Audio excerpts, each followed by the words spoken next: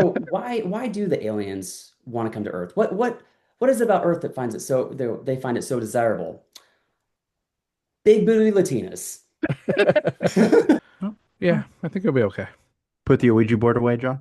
Yeah, but put it away for a few days. He'll try again later. Put a cross on it, throw some holy water on it, lock it up Yeah. for a few months. Quick Niners minute here. I think he saw how well Mac Jones did this past week and was like, "Oh shit, Yeah. I gotta get back out there." So he has less time. Yep. Because It's gonna I be the Alex Smith with Colin Kaepernick.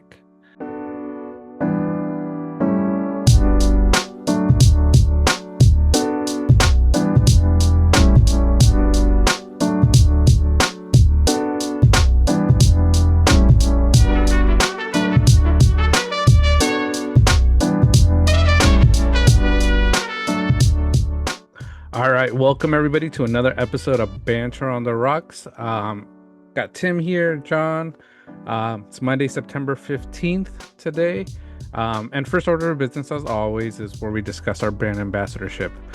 We are brand ambassadors for Find the Good brand. Find the Good is focused on the good and building a community of people who want to help find the good. For all purchases, Find the Good gives back 10% to Mental Health of America organization. So when you order and use our promo code Banter805, you will receive 10% off your purchase. So that's 10% for you, 10% back to mental health. Remember, use the code Banter805 for 10% off. The mission to find the good is simple. Find the good is here to get you through the bad days, the breakups, the ups and downs, and whatever else stands between you and a smile on your face. Um, so yeah, we got a fun, busy episode. On today's show, we'll discuss, as always, our banter take. We just finished week 2, Monday night doubleheader football. So we'll Oh give yeah. you guys a little bit of our takes for week 2. And then we also have a guest. So we recorded our little segment with Zach, um, a comedian. So we'll share a little bit more about that later, but we're excited about that segment as well. So um, busy episode, fun episode. So now, as always, we get started with our banter drinks of the week. And our banter drinks are drinks we just like to create. Sometimes we get unique, sometimes we don't, depending on how type of week it's been. This week, it's been a busy week, so I just stuck with a normal Jack and Coke. Uh, all I really had right now. So Jack and Coke for me today. Hey, there you go. Keep it simple. Uh, Keep it going. I don't know what else to say. But no, I'm the same way. I literally Pacifico is what I'm doing right now. It's been hot. It got hot again. mhm. So it's just cold beer is just, I don't know, so refreshing sometimes, and that's Yeah. exactly where I'm at. It was my son's eighth birthday today, so happy birthday, Yes. Theo. Happy birthday. And yeah, salute to him Nice. on a great. We spent the evening there at Chuck E. Cheese. Nice. Good solid game selection this evening. They got the Good. prizes they wanted, so That's mission good. success. That's Yes, all that matters, getting those prizes, tickets. absolutely. Yes. Candy's Yeah. hitting. We're all good. Yeah. Yeah. Well, those are our drinks of the week. As always, we go live on our TikTok, just to sort of chat with those people watching, those that want to banter with us while we're recording on our banter takes, because we always hit our banter takes every week. Um, and yeah, join us. And as always, our banter takes are takes we drop to each other. So I haven't seen them. Tim hasn't seen my takes, and we're going to defend them just like they're our own, good, bad. Sometimes we're here to stir the pot with some of them, and some of them just great, fun conversations. So we'll get started with banter takes. I'll have Tim send me his first, and then we'll go from there. So rest in peace to the tush push.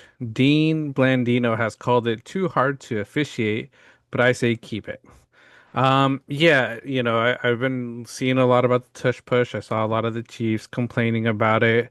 Saw it a little bit today with the Chargers where they stopped it to sort of realign the line before the tush push from the Chargers end zone pretty much. Um, I think it's still great football, but I think there might have to be a way to officiate it a bit more. I think the Chiefs were complaining that the Eagles were always starting early, false starting, and they weren't getting called. But there were a few times I saw some of the Chiefs also jumping the gun a little early, trying to anticipate it, and there wasn't a call either. So it makes for interesting football at times, depending on scenarios.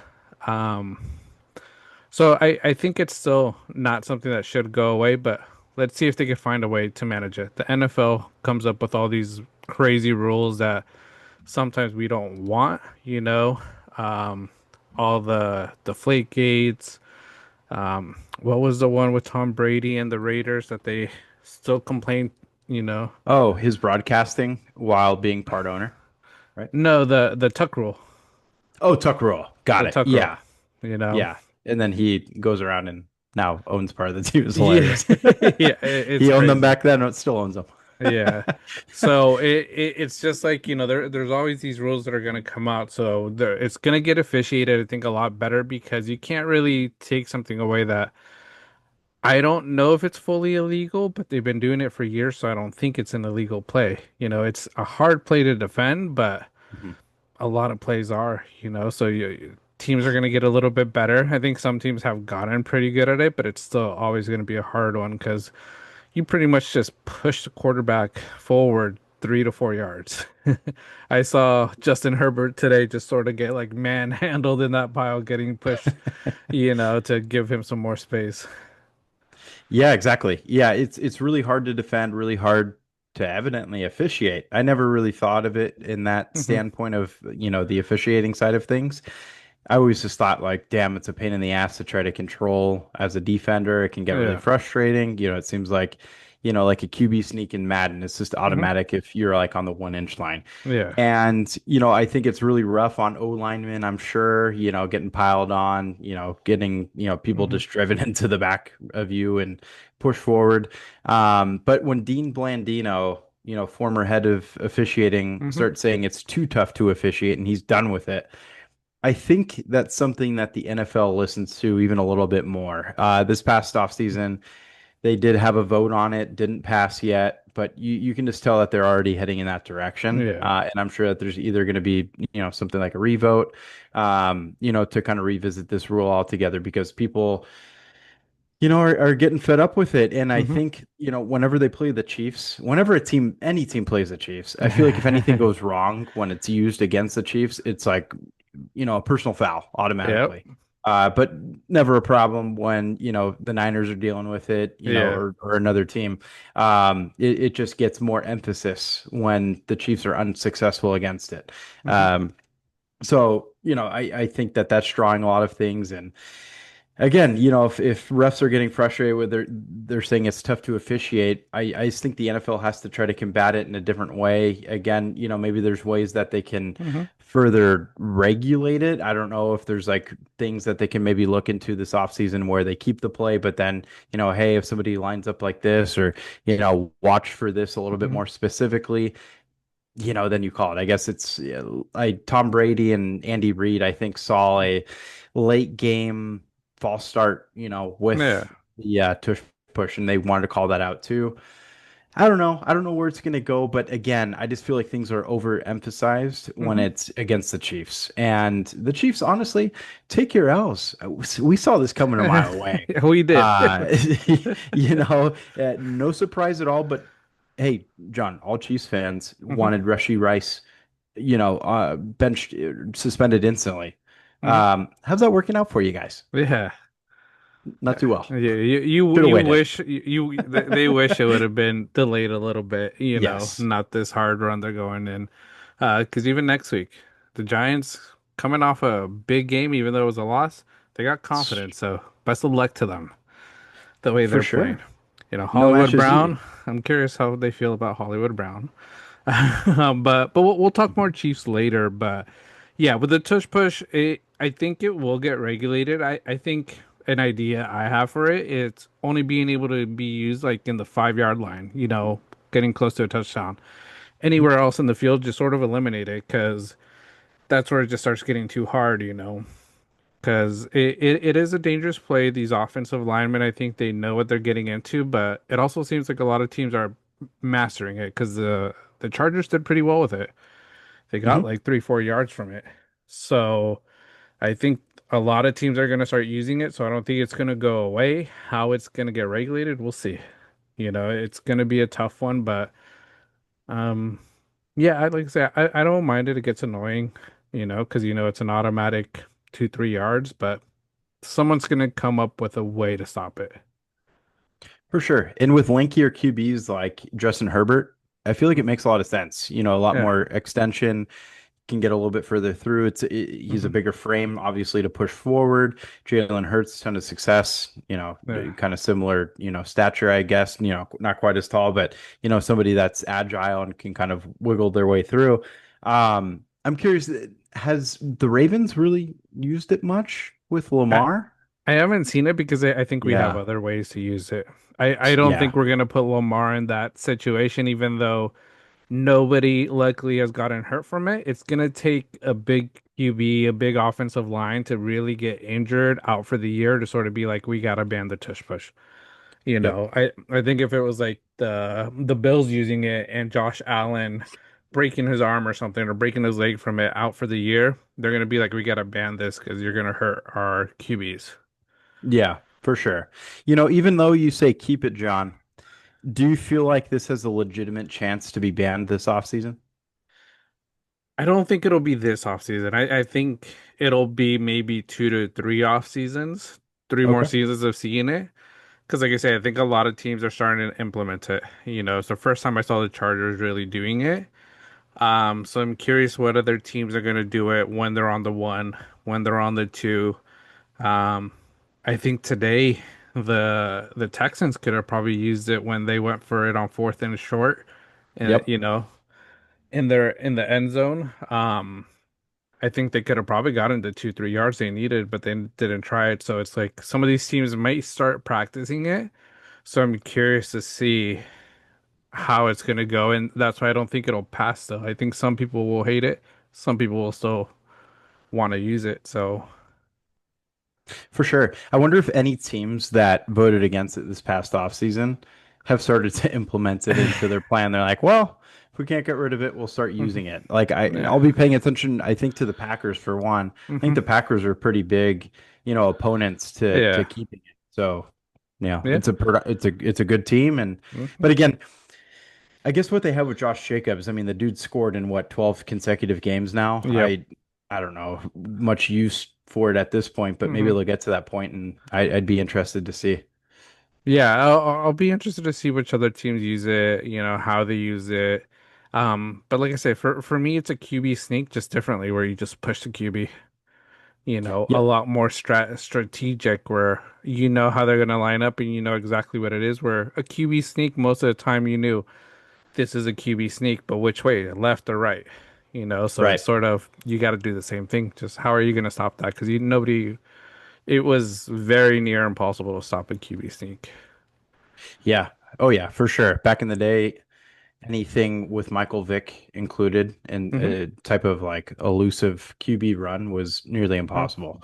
Yeah. It's just it was new for its time, and then obviously it's carried on, and now we have quite a few dual threat Hmm. quarterbacks. So yeah, QB sneak again, tuck it in, and just kind of bull your head forward. Yeah. Madden, it's unstoppable. It Do it all is. the way up and down the field, I feel like. You can probably. Insane. You could go 0 for 0 as a QB and just win a game by going QB Yeah, sneak and running.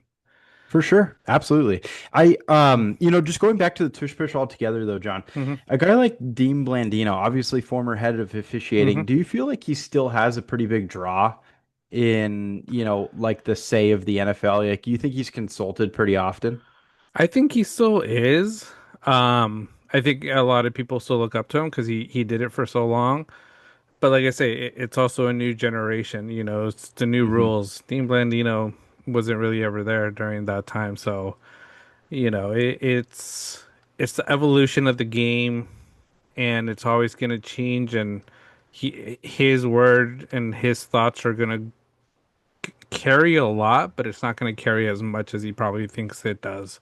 Because For at the end sure. of the day, it's still these owners, it's these teams that sort of run the NFL. They're the ones making the money from the NFL and also bringing in the money, Yeah, having to pay the players. So depending on what the owners want, the refs don't really run it. right. I feel like lately refs have kind of tried to make a stand, like Dean Hmm. Blandino with his thoughts on the tush push. I read an article where a college football referee quit Okay. because I guess he officiated in the UConn versus Syracuse game, Hmm. and they went to review a play that could have been costly to the game Yeah. altogether that he thought was unnecessary to review. And then I guess headquarters had told him no, review it, and then Hmm. he, was like, "No, that shouldn't have been reviewed. That was Yeah. bogus." And he wasn't for it. So I'm all for these refs trying to stand up for integrity of the game, Hmm. but with tush push, I feel like it's a play that's tough to stop, but they'll find ways to better officiate it.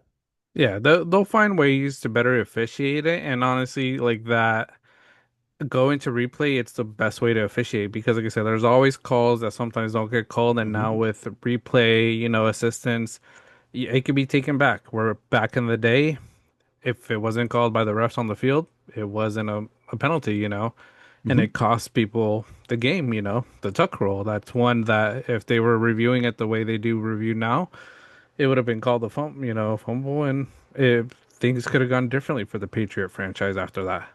Right. That dynasty may have never happened because of that one play. There you So, go. like I say, I see where refs come, but refs make a lot of mistake and they feel like they have all the power. And we're at a place where technology, AI, and just video technology is so much more advanced than what it was before that. They're still very important, but like I say, if they all protest, eventually we're gonna go to AI referees, and I think we'll be fine. Yeah, I'd be down to see some robots just go up and down the Yeah. field, just try to even a AI line judge, Hmm. announcing things and just, yeah, I think Yeah. that would be a ton of fun. Why not? Yeah. You know? Yeah. We'll see. We'll see But where it let's be goes. honest though, John, the refs were just pissed Hmm. that they couldn't help the Chiefs a little bit more this weekend. Yeah, I think that's they, what it they is. they needed that win. Who's Yeah. fourth in that division? Who's last place in that division? Yeah. The Chiefs. Yeah. The Chiefs. Ass. Yeah. Even the Raiders got beat down today, Hmm. and they still are, have a Above win. them. Yeah, Yeah. they're above Something the them. Chiefs don't have. Yeah. So, like I say, I think the take you had where the Chargers were gonna win that division. Hey, Broncos number two. It's looking good so far. so far so good. So far, so good. Chargers look really good for They on do. both ends of the ball. You know. They do. And like I said, we're talking Chiefs a little bit. We could just continue with it. Um, Love it. the Rasheed Rice shirt that the Chiefs players were wearing. Did you Ha. see that? I did. I Uh, did. Yeah, a couple articles and then the video you sent kind of hmm. backing it up.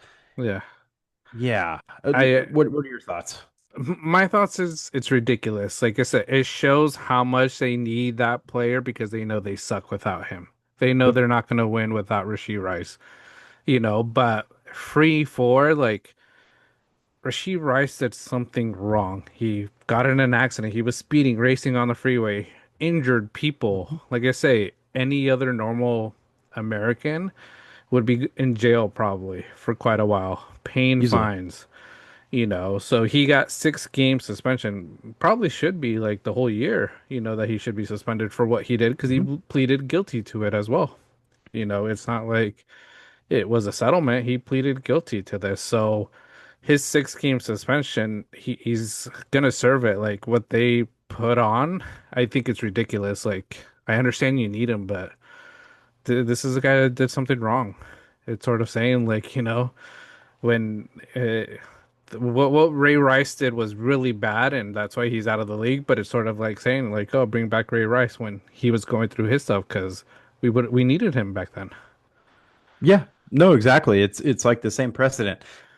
Like the only way that justice for Rashee Rice makes Hmm. sense is if he was a victim to somebody else's street racing or, Hmm. hit and run accident on the freeway. Yeah, That's it. Like yeah, if you cause that and then you don't even check on anybody you hit and then book it, yeah. what the justice is that you aren't facing a more severe Hmm. penalty. Yeah. It, yeah, as you said, Yeah. because yeah, and again, you're exactly right. This all goes back to your take with Hollywood Brown just being mediocre. You know, Mm-hmm. he's not the guy. He's not the replacement. Mm-mm. Xavier Worthy's taken out by his own tight end. Yeah. I don't know what it is. Last year Mahomes with Rashee Rice and this Yeah. year with Kelsey. They're Um, jealous. just taking him out. I don't know. It's like, Uh, hey, me and Mahomes are the show. Step aside. mm-hmm. Again, like the run game is bad. I think Mm-hmm. we could have seen that from a mile away. Um, I just feel like the writing was on the wall, and Yeah. and uh, yeah, they desperately need him, and I guess this is their sign of solidarity for him. But it's Mm-hmm. like, dude, just be happy. 6 games is it. Like Yeah. I feel like that is such a slap on the wrist. It is. It's crazy. It could have been worse, you know. It probably should have been more time, you know. Like I say, I think it was like a certain amount of month, like prison time, he should have gotten, you know, from it. I forget where I heard it, but something. But I'm like, you know, if it's like 6 months of prison, like that's the whole NFL season. He shouldn't be playing at all, Right. you know, if that's the case. But like I say, NFL players, I understand they get some Hollywood in general, stars get some special treatment. So the shirt was uncalled for. Like I said, just take your L's on the chin, take it the way it comes. Um, let's see what you guys could do when he comes back. Hopefully, you guys aren't 0-6. Because if you guys are, it's going to be a tough hole to climb out of. Oh yeah. No, it's gonna be brutal. And then that division, obviously really tough. They still have to face the Chargers again. They haven't even Mm. faced the Broncos at all, right? Yeah. Um, that it's tough sledding. Even the Hmm. Raiders games can be tough for Yeah. them. Yeah. So yeah, they have quite a haul ahead of them. Yeah, next week is Giants. Then it's going to turn into Ravens, right? If I'm Hmm. not mistaken. Yeah. Brutal back to back. Yeah. I mean, Like I say. well, I say brutal. Giants. I mean, they turned up last weekend. They did. Yesterday. Yeah. They look like something might be happening. I don't know. Give them a It run it for their money. it could be something's happening there. We'll see. I still don't trust in Russell Wilson. I think Nah. Jackson Dart's the guy still. But like I say, they have the Chiefs, or the Chiefs have the Giants. Then they got the Ravens. Then they got Hmm. the Jags. Jags are mediocre. T-Law, like I say, a whole other issue That's not right the there. guy. Yeah. That's not the guy. Great Um, job, Trent. yeah, and then game Idiot. six, the Lions. So if they could come out with, you know, a 2-4 record, or yeah, 2-4, it's not too bad for them. All those people predicting, what was it, 14-2? Yeah, it's not Yeah. going to happen. I doubt it will Okay. happen. Who knows though? We'll see if they can pull off all these games, but and then look, we'll see what Rasheed Rice does when he comes back, because the other thing, he is coming back from a big injury.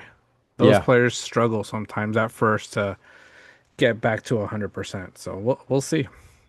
for sure. Yeah, and then kind of this discussion altogether reminded me of a quote I heard this weekend with um, Patrick Mahomes. I guess he was Hmm. being interviewed and said, "Hey, you do still have that scrambling ability. You know, what was the reasoning behind going to it so often?" I think this was after week one Hmm. when I think he had a decent amount of rushing yards Yeah. that game, Hmm. and he said he felt like the team needed it. And it's like, yeah, because your rushing game is non-existent Hmm. and you have nobody to throw to. So what is your other option? Run it Hmm. yourself. I think that's it. And So they're lucky he could run, because if it was a non-running yeah. quarterback, they'd be in a lot more trouble. Oh, for sure. And then I don't know if we talked about it last week too, John. Just really one more Hmm. snippet here on the Chiefs. Yeah.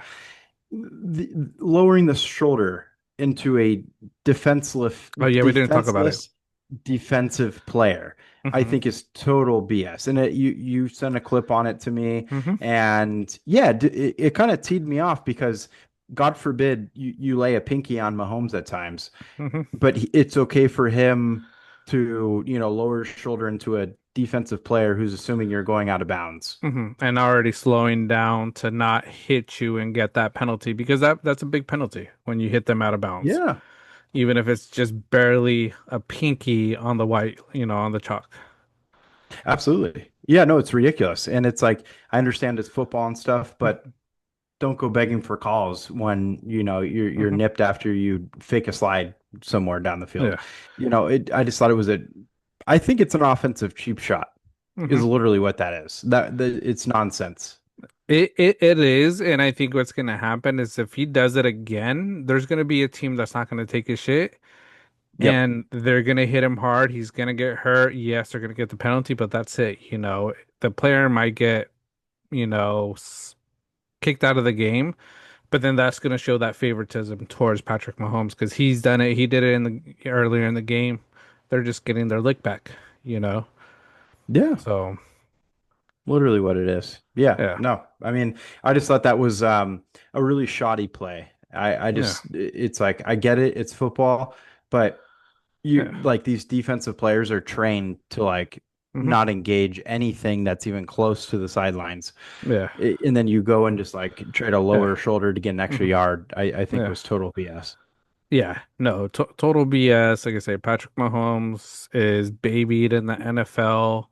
Yep, Like I say, if he gets one big hit from one player out in the sideline, I don't think he'll make it through that because he is an older player too. So, um, for yeah, sure. I hope he stops. Hopefully he learns because he probably knows that they're gonna come after him if he ever does it again. But we'll see. Yeah. He might get more annoying if he loses more. Yeah, he will get very annoying. Yeah. Just look for everything. If they lose to the Giants, it's gonna be amazing, and it's just gonna be interesting to see how they react to it. Yeah, it's going to be hilarious to see how we react. Yeah. Oh man, Yeah. but there's your Chiefs minute, guys. Yeah. Love it. Our chief stock. Yeah, our Chiefs talk. All right. John sent me over my take here. The Emmys were last night, and the studio was a big surprise to win as a brand new comedy against established comedy. It's a sign that some of the darker humor comedy is making a comeback.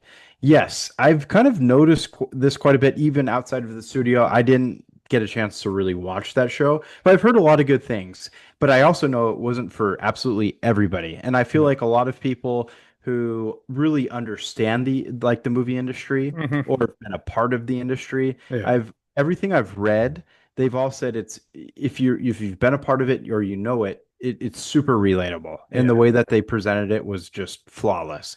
Hmm. So definitely a show I want to watch. I think, but again, it goes both ways, and then Hmm. including things like dark humor.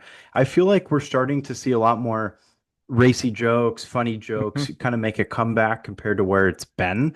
Cancel culture was unbelievably strong over the last Yes. decade.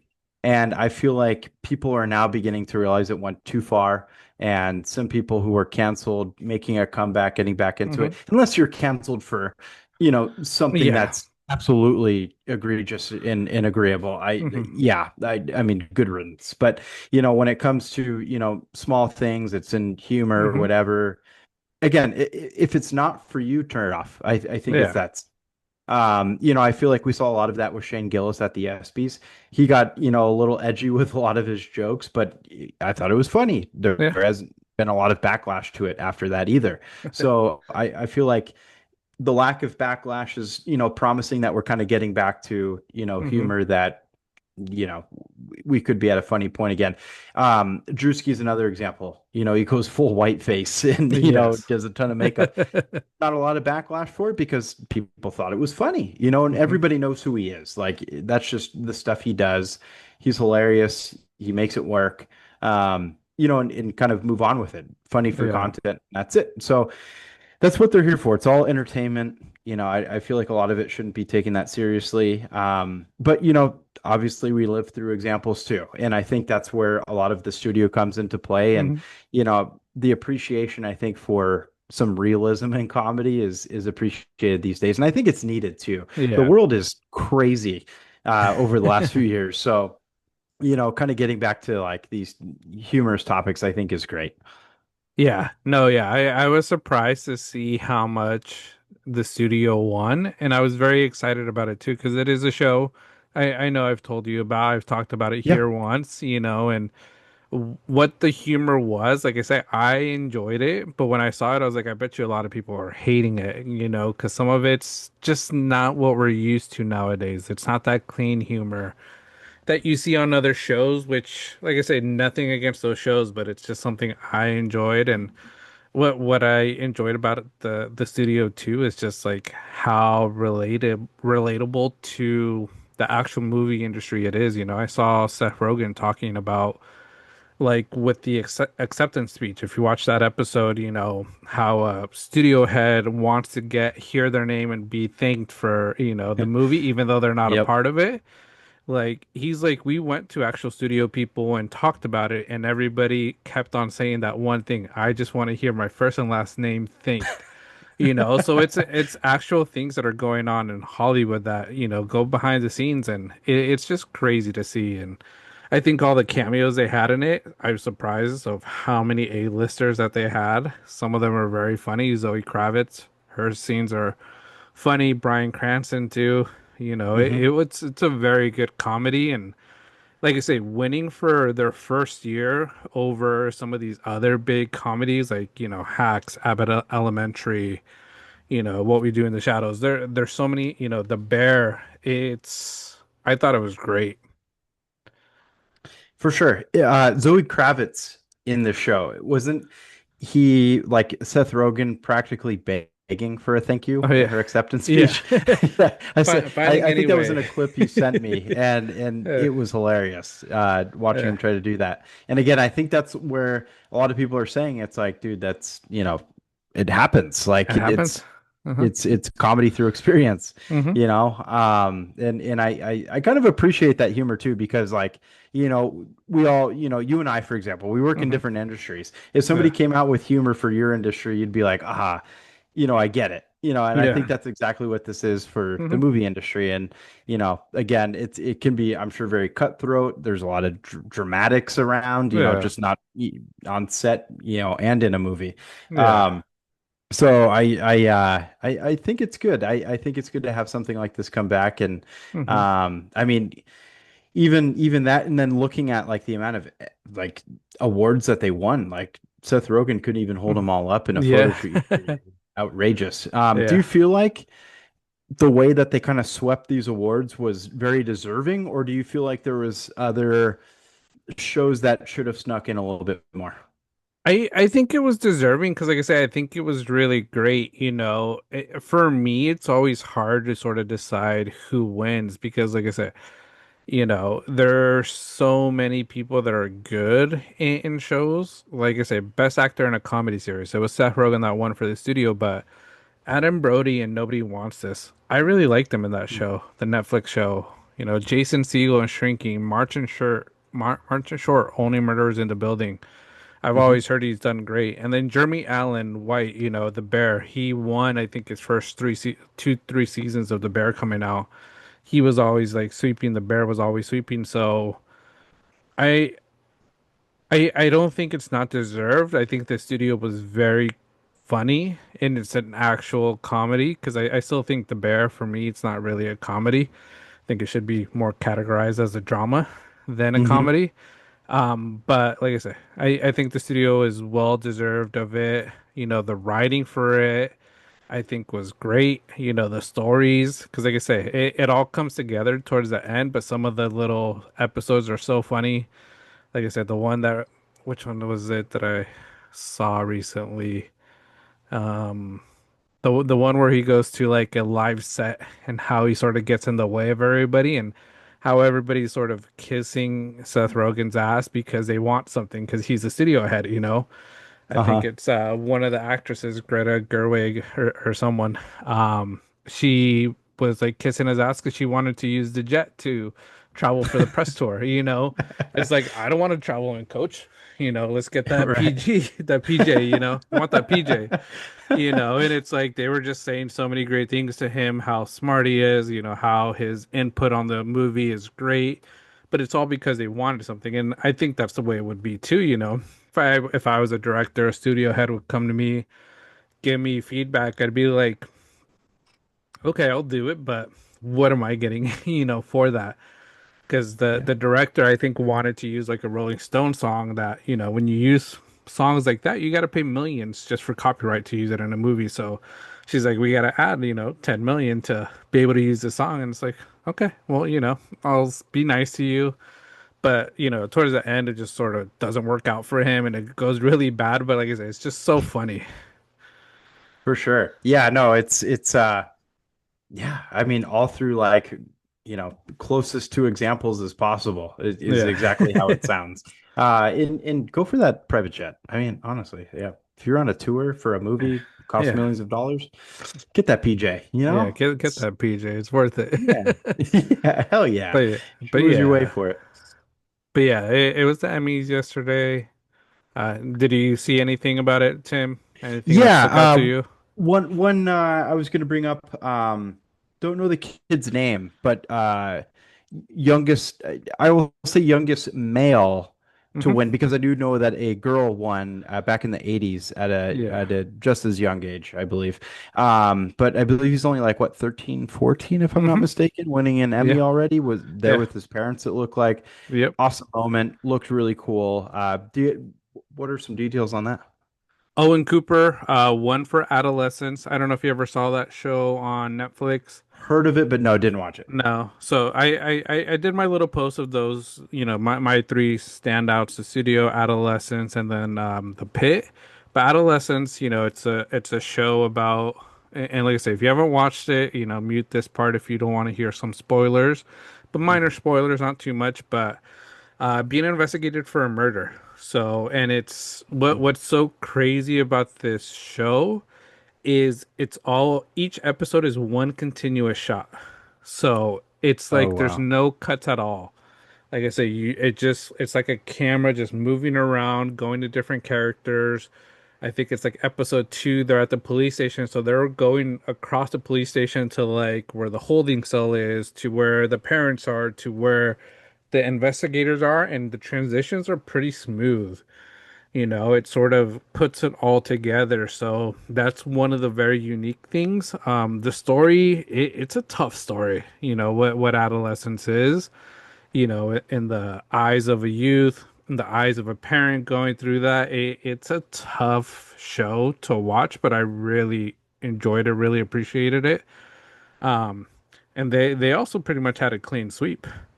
Best supporting actor, best actor, best limited or anthology series. I think best writing too for a mini series or in a limited series. Okay.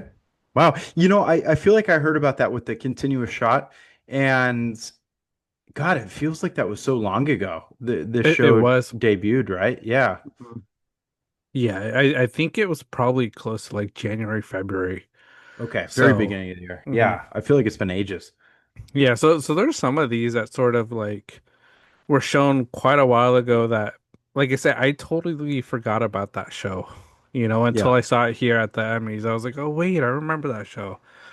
And it was Right. good, so um but yeah, great for the kid. He did great in that show, I saw him, I was like, man, this kid grew up, since that show was recorded. So Right. but that he did great. That kid's gonna have a lot of great opportunities up in the future. So hopefully he does well with those opportunities as well. He's a big fan of Jake Gyllenhaal, huh? Yeah, I yeah, saw I that. saw, I saw yeah, I another saw that clip. video. Uh-huh. Yeah, so that's pretty cool Yeah. too. Yeah, gosh, what a career ahead, I'm sure. Hmm.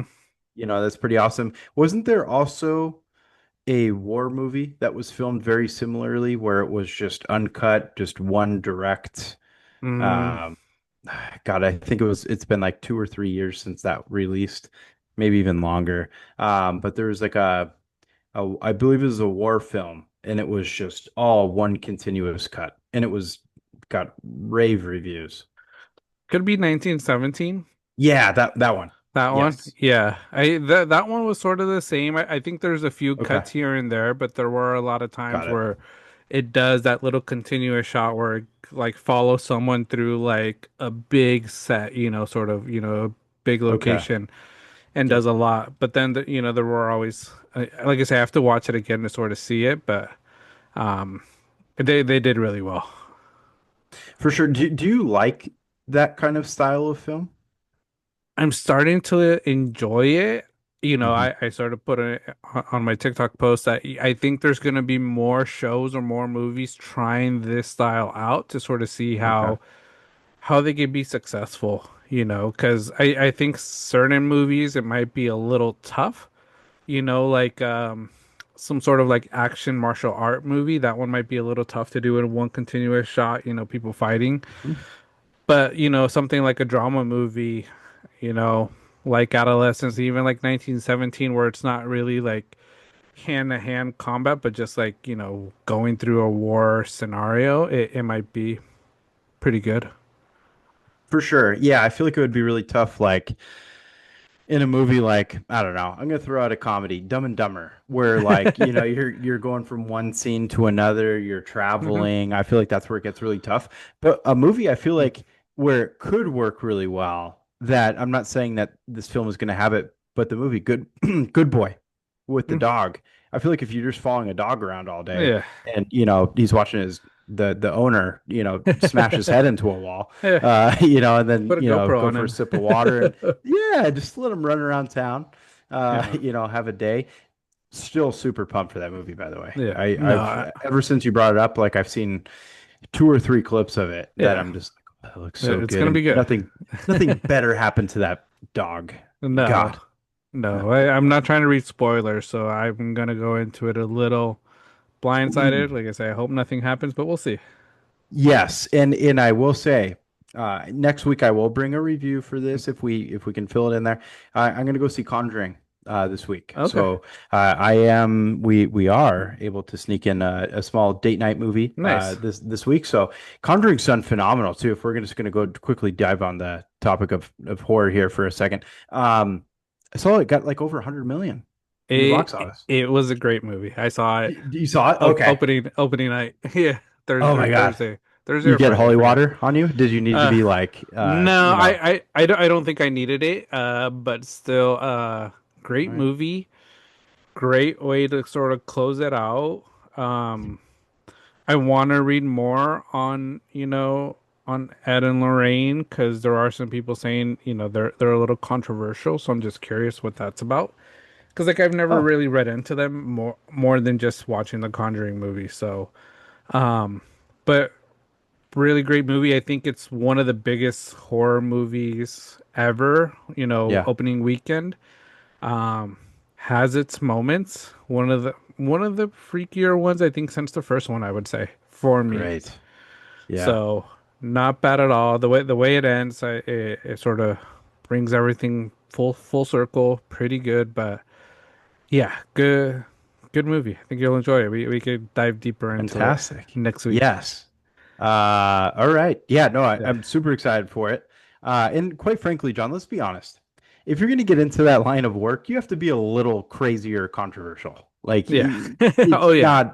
it's not for the ordinary person. No. Let's be honest. Yeah, I think if you want to do Exorcist and go fight off demons, go look at ghosts, search for them, you have Yeah, to you have a few screws loose up there. I don't no think you're doubt. fully you're Yeah, fully sane for that. But really good movie. I enjoyed it. I think you'll like it, Tim. nice. Brings some of the scares. So, but what's also cool is I think HBO Max is doing a TV show based off Conjuring. Oh, love that. Very So nice. that'll be Be more watching horror that. coming to That is great. Tis the yeah. season. It is Tis the the season season. right now. It is the Yeah. season. Just get it going. Fully ramped up. It's fall, Halloween Mhm. time. Spooky season's back. Started a Yep. little early. I think it's great. Yeah. Am I gonna be in a position where I don't know for movie Lights Out? You don't Hmm. want to turn those lights out because something's waiting Yeah. for you. Am I gonna be like checking stuff on my way home? uh no, I don't think so. We Okay, we didn't. We didn't that's good. feel that way. Oh, Yeah, oh. I think it'll be okay. Put the Ouija board away, John. Yeah, but put it away for a few days. Put He'll try put put again put later. a cross on it, throw some holy water on it, lock it up Yeah, for a few months till this sort of dies down, and then very you'll be good. okay. Yeah. That's good. Yeah, I'll Uh, I'll I'll do a prayer before and yeah, because there's been some wild. Sorry, one more quick thing. There's been some wild videos. Like there's like security guards that had to go into the theater after the film and like remove somebody that was yeah. possessed. I'm sure they're just effing around and being hilarious. Yeah. But yeah, the guy was, Yeah. making some You crazy noises. you never know, man. You can't play Yeah. around with it with those type of movies.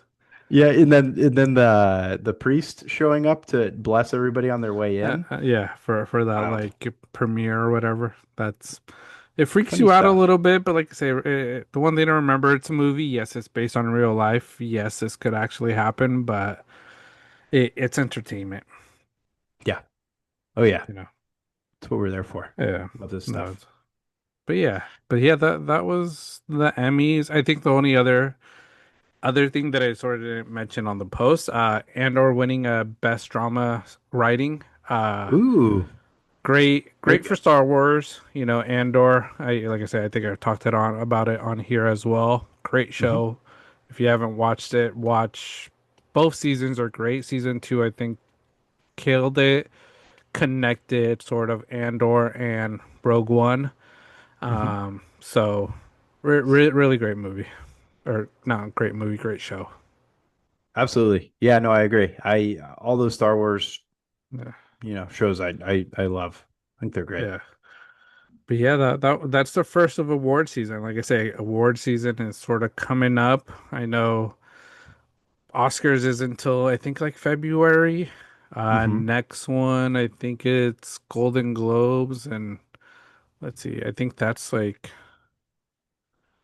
when is that one? I think maybe that's January, Hmm. sometime around there. So, um, we'll see. Like I said, there's still a lot to come up with that. That's crazy. I feel like we just did our game Our for Oscar awards. winning game. Yeah, man, we just did that. And then all of a Yeah, sudden it's back again. it's It's back. crazy. Yeah, comes back quick. It But does. yeah, but those are our banter takes. As always, agree or disagree, leave comments. Let us know what your thoughts are on our banter takes for this week. And we'll continue with just NFL talk. You know, we dove into it with the Chiefs already. Week two's in the books. Few undefeated teams still. Um, One of the things, sort of related to the Chiefs, the Eagles. I think I've said it here before, and it's always a feeling I've had. Jalen Hurts is not an elite QB. Hmm. Um, I think after seeing his game this past week, barely getting I think 101, 102 yards, this team does not trust him to throw the ball. Like AJ Brown, Devontae Smith are probably fuming, you know. I think they're happy they're winning, but you're only going to go so far. These teams are going to figure out how to stop that run game. You're going to have to, rely on Jalen Hurts, and I don't think he's the guy. And I think I've said it multiple times. Yeah. I mean, I agree. He barely threw for 100 yards, didn't he? I Yeah. mean, there was even some smack talk at the end of the game with Hmm. Jones, and then Yeah. obviously Hurts is like, "Oh, well, who won the game?" Yeah. Good smack talk. I enjoy it. I thought it was Yeah. hilarious. But yeah, AJ Brown, especially in fantasy, Hmm. non-existent. Yep. Um, yeah, not a whole lot going. I feel like it's just Saquon or Jalen Hmm. Hurts throwing 100 yards and getting a rushing touchdown every game. Yep. That's really about it. And I don't know if that's going to be their formula moving forward. Uh, I think a lot of people didn't get that memo based off of last season. Last season, I feel like he had his moments. He also did have a lot of down weeks. That's for sure. And I think Yeah. Saquon saved a lot of that season. Hmm. I think that's for sure. That defense, obviously very good. Keeps the points low, so he doesn't have to score really that much. Hmm. But no, I feel like it's a legitimate argument that he's really not elite. He might be good from again a fantasy perspective, but outside of that, like probably could easily name several names ahead of him Hmm. when it comes to these things. I think he does just enough for what the Eagles need to succeed. Yeah. I think that's literally it. Yeah. No, I like I say. Nothing against the guy. Won a Super Bowl winner. So kudos to him for doing that. But like I said, that was on the heels and on the back of Saquon Barkley getting you there because you wouldn't have gotten there. And you Mhm. face a Chiefs team that honestly we've always said Chiefs are just overrated. They've been lucky with Patrick Mahomes and Travis Kelce. That magic juju is run out, so we see the true Chiefs. But yeah, it's something I've wanted to say for a while. I wanted to say last week, but he did decent last week. But this week after that, I was like, no, I feel like he's always been that way. So, one of my takes from this week. Quick question though. I Hmm. something just kind of we love comparisons on this show, John. Yeah, Who would you rather have? Russell Wilson in his prime or Jalen Hurts? in his prime. Yeah, because again, one Super Bowl win, have attended a couple, so they're 1-1, I Yeah. guess technically. Um, yeah, I'm curious. Like, Um, Russell Wilson. I think his accuracy, I still not a QB I trust as much. Um, but he did a lot, while he was in Seattle with the coaching, I think that's what sort of helped him and he he he throws it. He gets his yards and he's also a mobile quarterback. So I think I would have Russell Wilson just because I have more trust in him than I ever did at Jalen Hurts. Even when Jalen Hurts came into the league, I was never a big fan of him. yeah, no, I second that. I would have chosen Russell Wilson, especially as a Niners fan.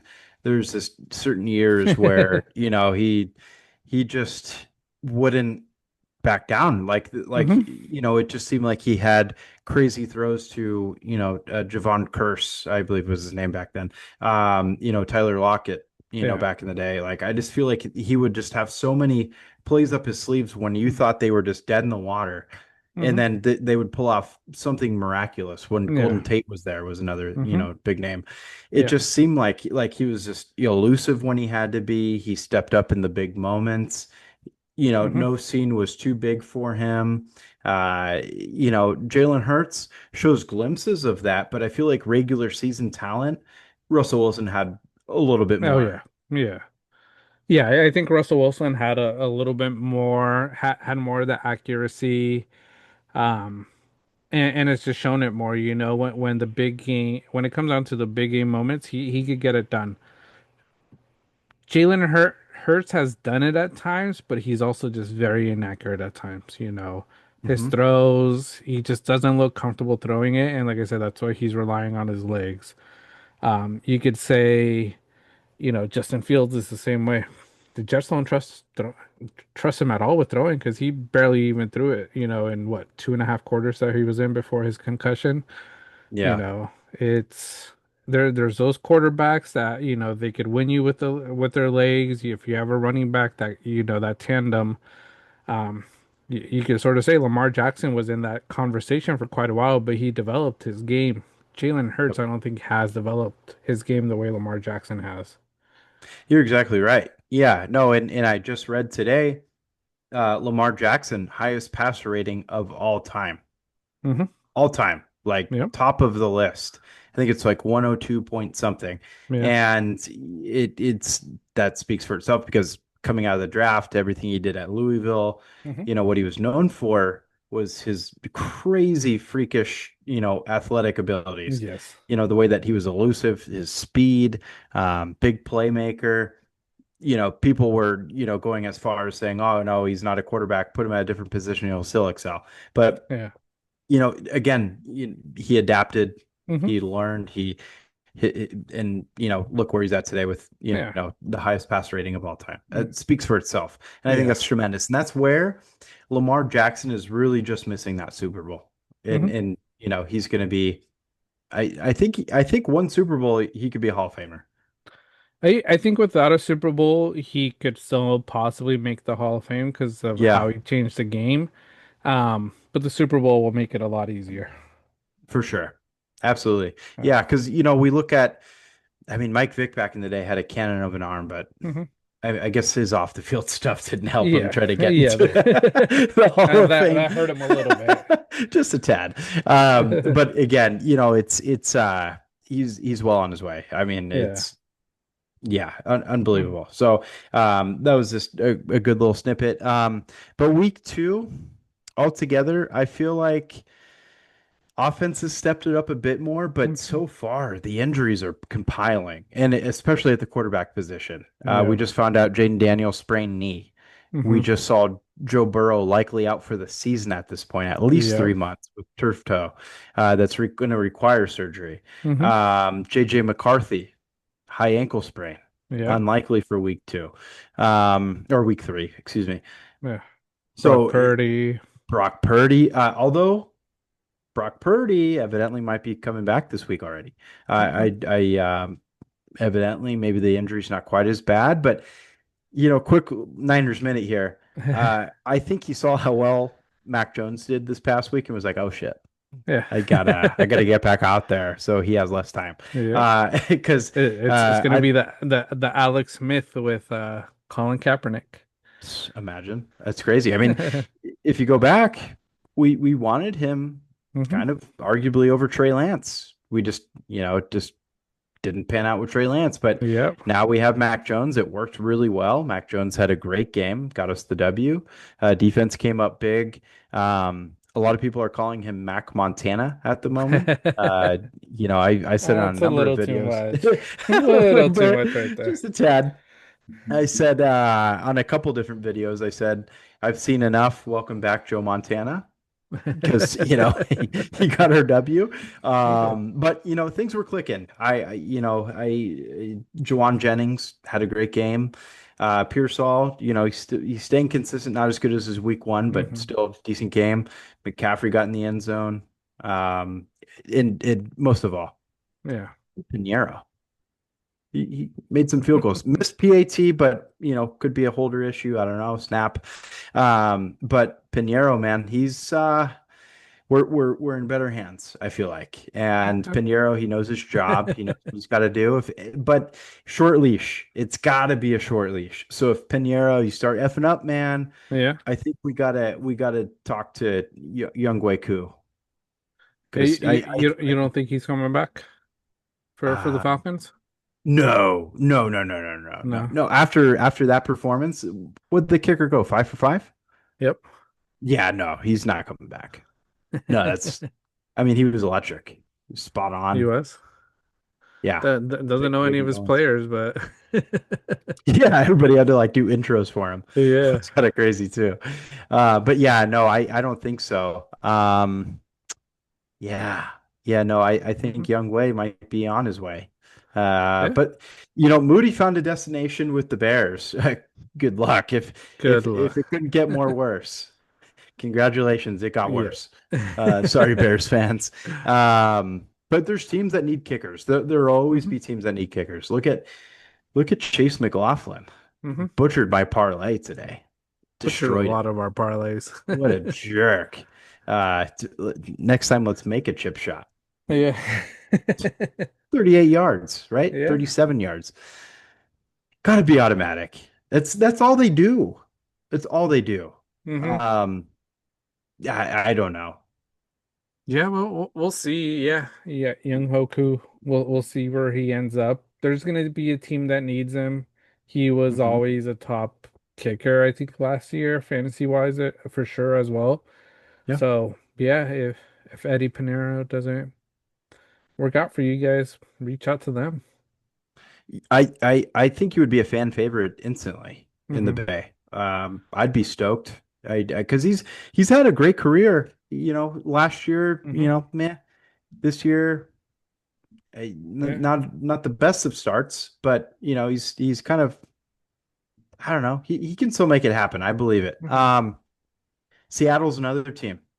Jason Myers missed some field goals this Yeah. past week, so maybe I don't know if they'll venture to try to find somebody. But yeah, I do have a feeling though the Bears do not trust Cairo Santos because of his lack Oh yeah. of leg altogether in his distance, like nothing over Hmm. 50 for him.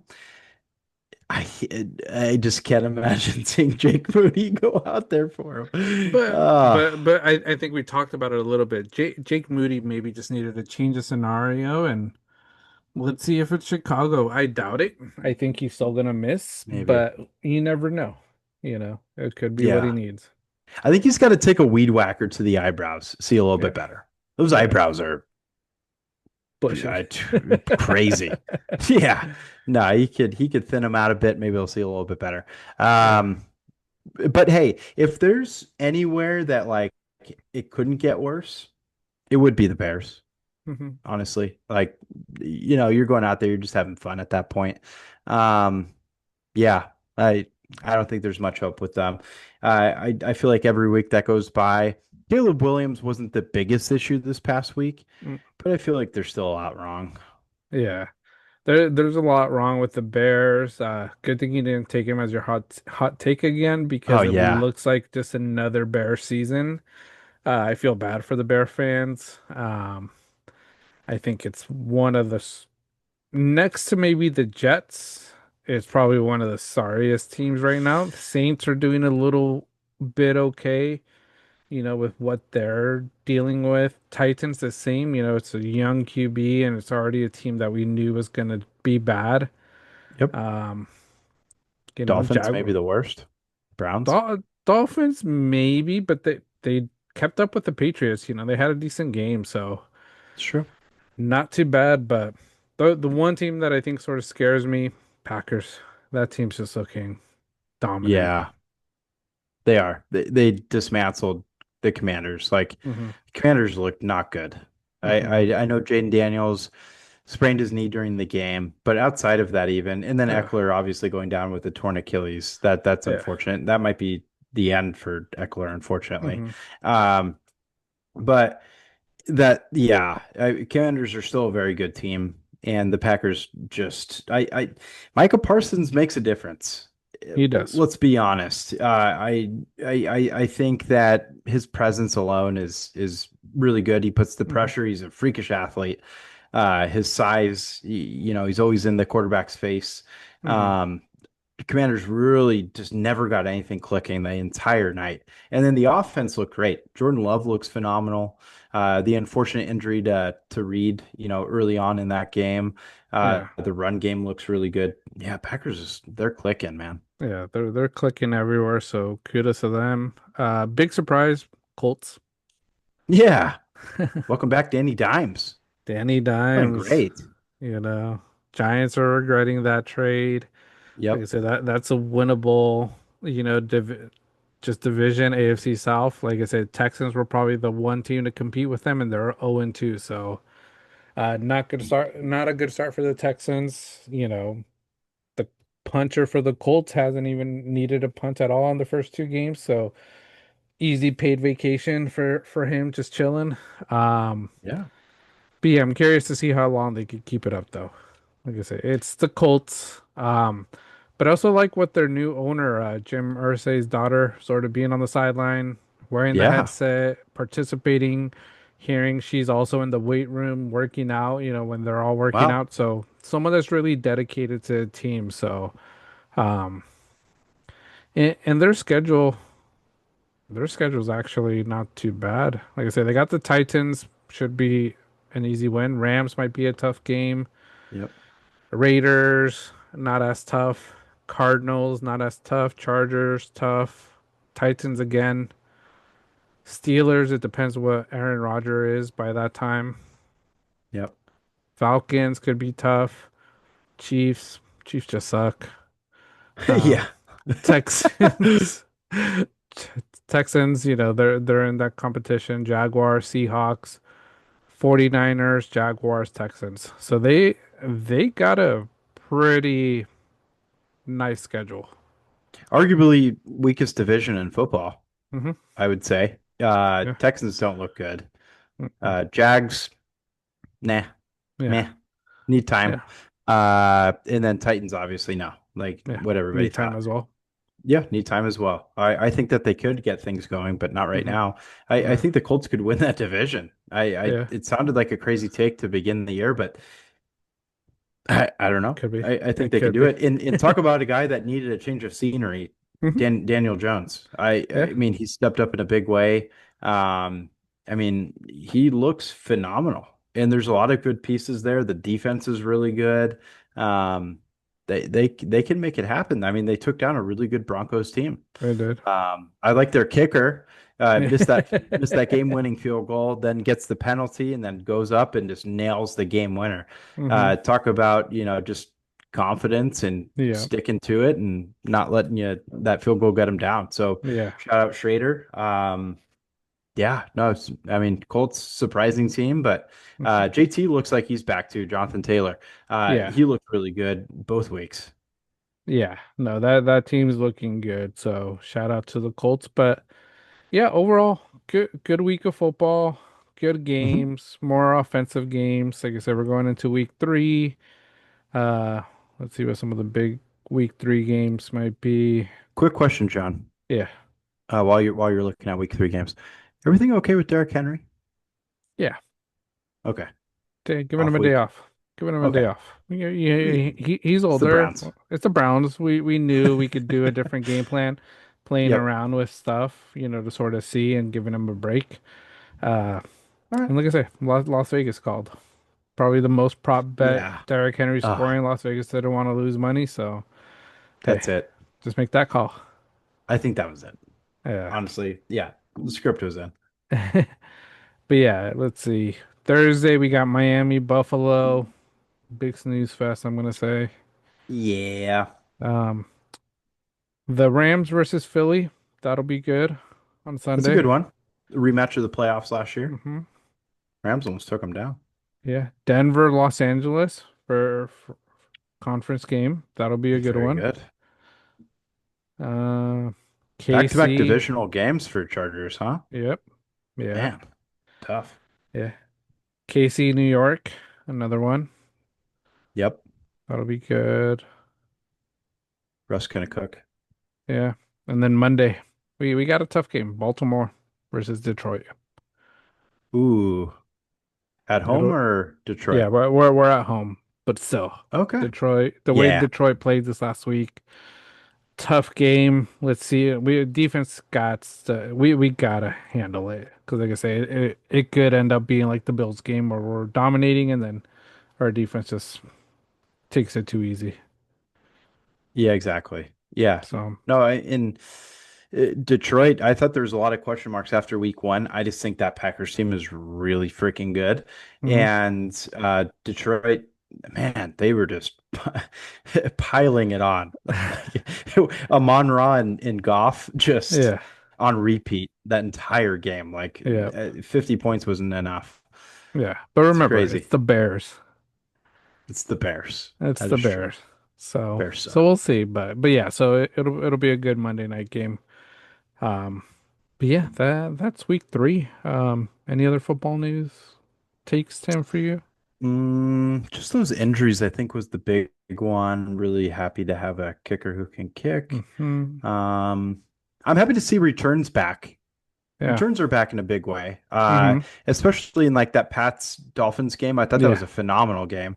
Yeah. The back-to-back punt return, then that turns Yeah. into a Antonio Gibson Yeah. kick return touchdown. Kick return. Yep. I love it. I loved Yeah. what they've done with the kicking. It was so boring. Like it got to a point where it's like, why do we have it? And then Hmm. the way that they redid it, phenomenal.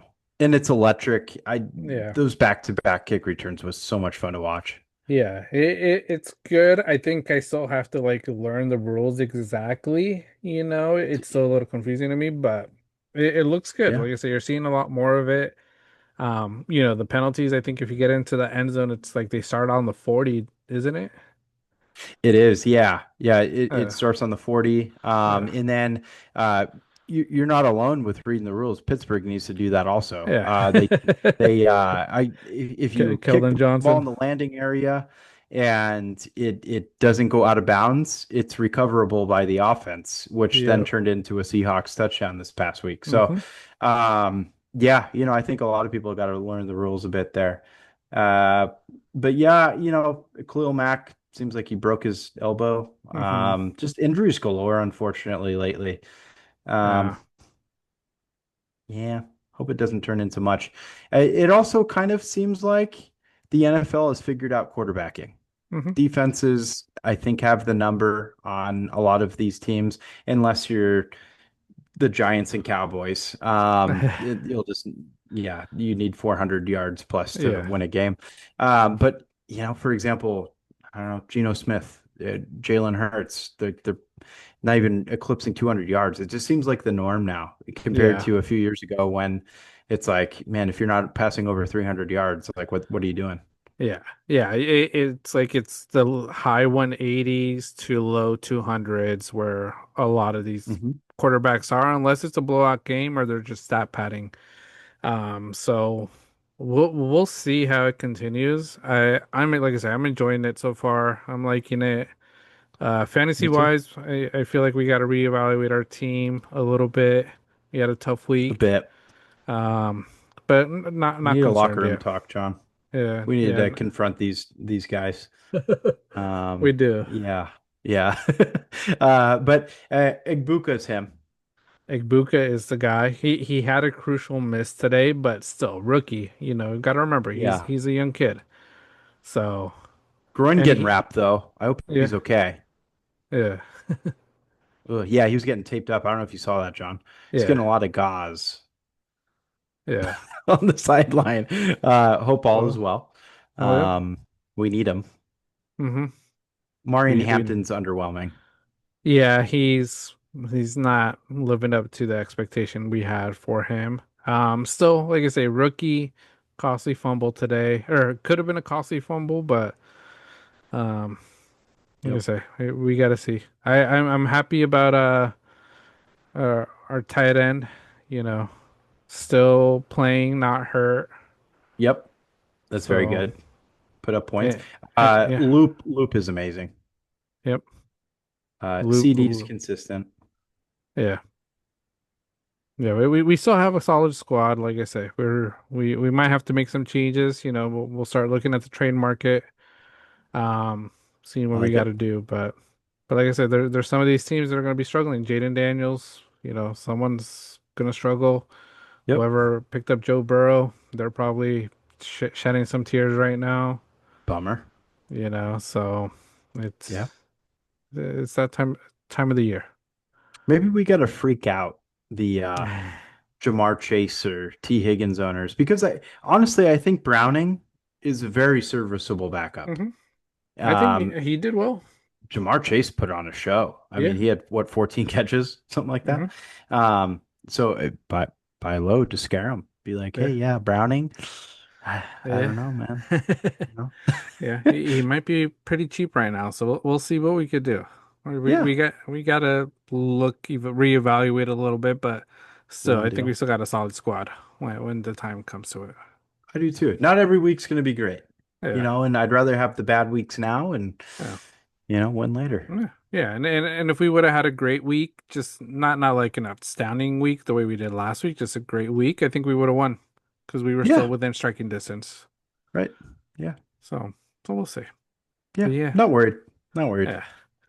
But Too soon.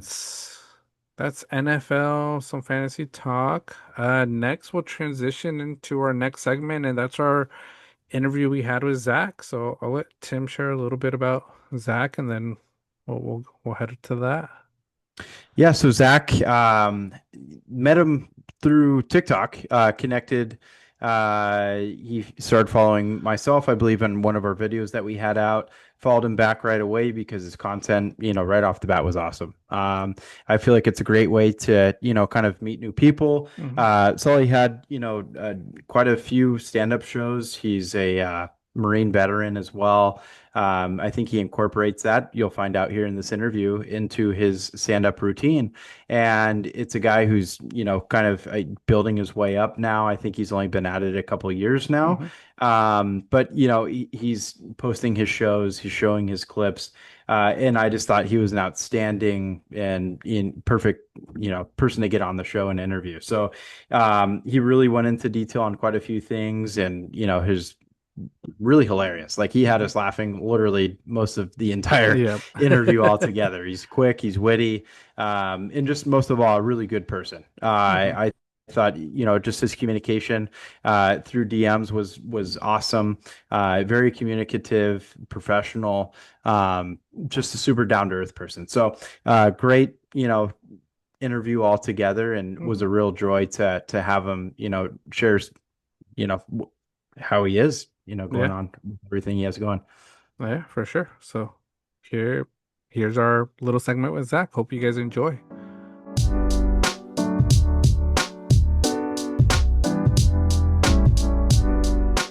Yeah. No, so the latest thing is, there's been a lot of rumors about Will Smith being gay, Oh which yeah. is whatever, but he came out with a music video after he announced he was parting ways with Jada Pinkett, and it's called I Like Pretty Girls. And Oh my it's God. getting hilariously slammed on the internet for like it's the most like I'm not gay music video and I'm trying to prove it really hard. And it's I mean it's yeah, it's Will That's Smith. great. So maybe for him he's going back to his roots of, the more Yeah. like jovial rap, Yeah. I guess, but it comes off as the corniest thing. It is That's hilarious to see. I hilarious. would, I would definitely recommend it. Yeah, It's a good one. I'll check it out. Like I say, Will Smith, like he used to be relevant, and that's why we brought him up so much because it's like it came at the weirdest moment, and it's happening so oddly, like all his stuff, and it's like he probably has all this music out there, but like nobody listens to it right now, and he needs to find a way to make a decent comeback. Yeah. But he hasn't done it the right way. No, like we talked about it last night, Zach, where, we felt like he went from the Chris Rock slap directly into like an AI concert, where people are like, oh, your song saved my life. And then, I guess they're calling it rehearsals where, he was on stage performing, somebody panned the whole room and it was like two rows of people watching in an empty, theater hall. And it's like, Dude, that he's is trying hard. insane. Yeah. I would like, I mean, the oh man, like maybe that's just the mindset of a celebrity, but to me, it's like the balls on that to I like if it was me, I would be too terrified that the camera would accidentally pan over and Yeah. reveal that. Like, how do you not like like maybe my risk you know part of my brain is like, nah, we can't do it. Like, Yeah. I mean, I have the money. Let's pay at least 1,000 people to make it Yeah. look like Yeah. we got some people here. Yeah, give out those free tickets. Like it's probably easy to get some people in there. It's just Yeah. like were people even accepting it though? It's like did they try and nobody was like, yeah, no, I'll pass. You know. Right. Dude, to turn down a oh man, yeah, what a PR nightmare to have people be turning down free Yeah. tickets to Will Smith. God, that would be It's Yeah, horrible. no. insane. I don't know if you guys have heard of it, but there's that one company. I don't know if they're still around, but it's called One Iota. And Oh yeah. when we lived down south, I'm up here in NorCal now, Zach. Yeah. When we were living, me and my wife lived down in LA. One Iota was really prevalent because you could, like, as long as you arrive early or check in early, you could probably get passes to like, I think The Price is Right was on there, or Yeah. movie debuts, or Hmm. I mean, I feel like Will Smith could really benefit from a One Iota event. Oh, for sure. Maybe consider, yeah, because panning the room and it's empty and you're singing, I don't know, getting jiggy with Dude, it. It's awkward. I actually did go on Price is Right years Oh, ago. no way. Oh, Yeah, okay. I mean, I didn't come on down, so to speak, Okay. but Yeah, yeah, yeah. no, it was. Have you guys ever been on the show or like taken a weekend to go? No, not No. on that Always one. wanted to though, but no. Oh yeah, yeah. So same thing. Like it's, at least it was back then, just a free show you could go Hmm. to. And a heartbreaking story, but there was one guy in the waiting area, and how they Hmm. pick people to go on is they just Yeah. line up 20, 50 people, give them like a one-word chance to impress them to be excited enough and crazy or unique in some way. And I think uh like I was super tired at the Yeah. time. I didn't want to go up, but they asked like, the lady in front of me, like, what's the one thing you want to do when if you come on down? And Yeah. like, "Oh, I just want Mhm. to kiss Drew Carey." And then he That's then he put the awesome. mic in my face and he goes, how do you feel about things? I'm like, bro, I'm just here to kiss Drew Carey. So I did not That's make awesome. the cut. But but the sad story was there was this old man there and he's going around talking to everyone and he goes, "Oh yeah, I've been coming to the show to try to get on every weekend for the past 5 years." Oh man. Like that's Wow. what he dedicated his all of his weekend time Yeah. to trying to get on the prices right. And then he goes, "Yeah, I talked to the producers and they said I just need to, keep on coming and build up a reputation." I'm like, dude, if it hasn't happened in 5 years, Yeah. they're not gonna put you on. Yeah. It's You're right. Yeah. No, that's kind of messed up that they're leading him on, but I guess they want the clientele, of Hmm. course, to choose from. Um, yeah. God, I wonder if have you ever seen if like he made it ever since? I mean, man, I fell off of watching my Price is Yeah, Right. that's right. I think a lot of people have. And then now I have to think back and like if I tried to go back, I would have to remember what does this old white man look like? Right. So I can be like, there he is. Uh, No, there he is. Not that guy. Yeah. No, costumes is a big thing for that show too, right? Like dressing up somehow. Did you show up in any like random Oh attire? man, no. That is a good point. No, I never did. It was man, I think we just kind of rolled out of bed Yeah. and went. I don't even remember at the time anyone dressing up. It was like, uh, I mean, there's definitely like characters there for sure. Oh Some yeah. people who like act more zany. yeah. Whoa, let me be on the Price is Right. Just like Yep. over the top personalities. I think it was subtle, but I think the closest I could think of was somebody dressed in like kind of like a red tuxedo similar to a la Dumb and Dumber. Hmm. Oh, Hmm. perfect. Nailed it. So, so that was probably the craziest. Yeah, the one show I know that sort of you have to dress up and sort of be outrageous, and that's how they pick you is Let's Make a Deal with Wayne Brady. Oh yeah. That one. Yep. That's It's another almost one. like The Price is Right, but it's just about making deals, but everybody's always in costume.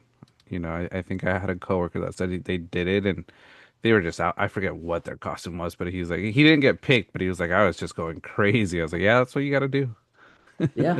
That's the way to get on for sure. So that's why you Yeah. stand out. I have sorry, one last point on this Price is Right thing. I was in a speech class in college and we were paired up with random people in the room and you had to memorize a speech about that person, like their background, any fun facts about them, and then go up and present it. And it was like a week span where you had to kind of like get your details, your notes, Hmm. and then, go up Mhm. and present. The day of the presentation, there was this one girl and guy that was paired up. The girl I don't know how the conversation came up, but she's like, "Yeah, I went on Prices Right. I won the whole thing." Like, and she like said she like won the showcase. She won absolutely everything. The guy that was interviewing her was like, "Why the fuck did you not tell me that for this entire presentation?" And it's it's that would be a badass fact. He should have brought It it would up, be. but Yeah. funny. Dude, I thought you were gonna say like they started to probe her and she like fabricated the whole story of like just like a sliver of relevance. Right, right. Man. God, that would have been brutal too. But no, Yeah. yeah, fun fact left out. Yeah. Well, like one thing I always heard about was, even people that won, basically they would take them to, the back room or what, that sounds weird, Hmm. but they would, they would take them to the side to win their, accept their prize. Well, people still have to pay the taxes on Hmm. anything they receive. Hmm. So a lot of times, and the reason they're able to give out free tickets is because uh, a lot of those prizes they just stay in their possession because people don't Yeah. want to pay those. Hmm. And I guess Yep. the clientele, target market, if you're going to a free show, expecting free stuff, I don't know if they're in the position a lot of times Oh to no. pay for some of Right. it. Absolutely. Yeah, no, that's like the other side to it all that Hmm. people don't expect, I feel like. But yeah, no, I guess re-centralizing here, Zach. Yeah. Uh, first things first, your background, obviously, we found you through TikTok. Hmm. You're in stand up. You have good comedy skits, throughout your page. We thought it was awesome, Yeah. hilarious. And super grateful that you came on. But certainly, we just want to hear a little bit more about like how you came into the comedy game, stand up Hmm. comedy and what led you there. Yeah. Yeah, absolutely. Yeah, so pretty much, let's see, where can I start? So my background, like I was in the Marines for a few years. Thank you for your Okay. service. And oh, th thank you, thank you. Yes, yes, this is what I'm here for. No, no, no. And yeah, I mean, I was always kind of, typical story, but I was always kind of the class clown and Mhm. joked around in the military and, joked around during times that you're not supposed to joke around, Yeah.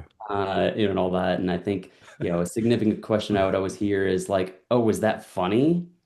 To which, have you ever heard, I've been asked that question, and like in the Yep. back of your mind, you're like, yeah, that's why I Yeah. laughed. Hmm. But typically, what you're supposed to say is like, no, of course, no, I Mhm. don't know what I was thinking. Of course not. No, sir, whatever. Hmm. And so even after that, going through college, like I always, and this is when I was living in San Diego at the Mhm. time. Okay. Yeah. And so, dude, I would always, look up open mics and certain clubs in that area, like American Comedy Club and stuff like that. And, Mhm. I would always think about going, but dude, at the time I was just too chicken shit. Like, oh my God, what if I look stupid? And, and so now it's like, dude, I mean, to this day, there's still that element, but for, to a certain degree, like, once you move past that like imaginary barrier of Mhm. fear, well, on the other side of it, it's like, oh, hey, I didn't die. Mhm. No one yelled at me for a joke that bombed or like nothing Mhm. crazy like that. So, no, I think it was I didn't even actually get into stand up for real until about, I would say, a year and a half ago. Uh-huh. Like it took me that Right. long to go from like, Mhm. probably 10 years ago thinking about it and dreaming of it and then Yeah. actually getting to a point where I'm like, you know what? I just have to freaking do it because I know I'll regret it forever. So Yeah. that's kind of what got me into it. And then cutting to, the TikTok stuff. Um, I mean, I guess a similar thing where I would have ideas, but I'm like, that's corny, whatever. Mhm. Um, and then pretty much I started doing stand up and I was like, all right, well, bookers like to see numbers. So Yeah. how do I like, you know, I mean, I'm not a beautiful woman, but how do I use my comedy and whatever to just kind of get those numbers up? And Mhm. so, yeah, just started like whatever idea would pop into my head, I would just kind of jot down, and then I would try to get out of my head. And uh, I don't know, I will follow like, or I'll like copy certain trends sometimes. And I know that's what they want you to do, but Yeah. Mhm. I don't like to do, I don't like to take like borrowed interest liberties so often, if Mhm. unless it's like a funny idea to me. Yeah. Like if Sure. I can turn something on its head, that is kind of like how I judge it typically. But if it's like a standard, oh yeah, this is trending now, trending, trending, trending. Mhm. I know TikTok rewards it, but I don't know. For some, there's some like internal integrity alarm Yeah. goes off in my head sometimes. So, and then yeah, again, starting with TikTok is I didn't even start doing TikTok seriously until like I would say a couple months ago, where I was like Okay. really starting to post like more consistently, Yeah. and then being this is kind of getting into the details of it, but Yeah. there could be a better method. But basically, any person I saw who like liked something I did or viewed my page, Mhm. basically I would do a follow. And then after a few days, if I noticed like, oh, that person didn't follow back, unfollow. Because I'm trying to keep like a consistent ratio. Yeah. Okay. Valid. Because it's always I understand it, but Mm. of course, whenever you see someone who has like, they follow 20,000 people and they have three followers, Yeah. you know what? I think you can now be, do it a little bit different. So, yeah, that's pretty much it. So, Um, so far, I would say like, yeah, there's been fairly warm reception to yeah. silliness that I kind of put out in the world, and Hmm. Yeah. No, it's hard to say. Oh, sorry. yeah. Yeah, I've No, been yeah. rattling off. Go for it. No, go for it. No, we do I the think, same thing. yeah, we do it a lot. We just ramble for however long, but I liked how you shared that, you thought about this 10 years ago and it took this long, and it's sort of like us because we were the same way. I've always thought about, I think even before like COVID, like podcasting. It'd be fun. Like we have a great friend group. We could just talk about anything, whatever, just mess around. Hmm. But it was always like, I don't think I'm good enough. I don't, what are people going to think about it?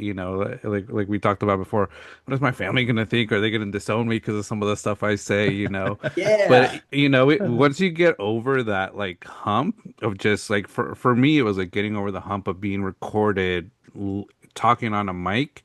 I was always like, I'm going to hate that. It's like now it's just so natural. And it's like once you do it, it's just a passion you have and you continue doing it. Yeah, dude, no, I love that. Yeah, it'd be. Hmm. I'm sure even for you, it'd be interesting to see, like your first reporting, Yeah.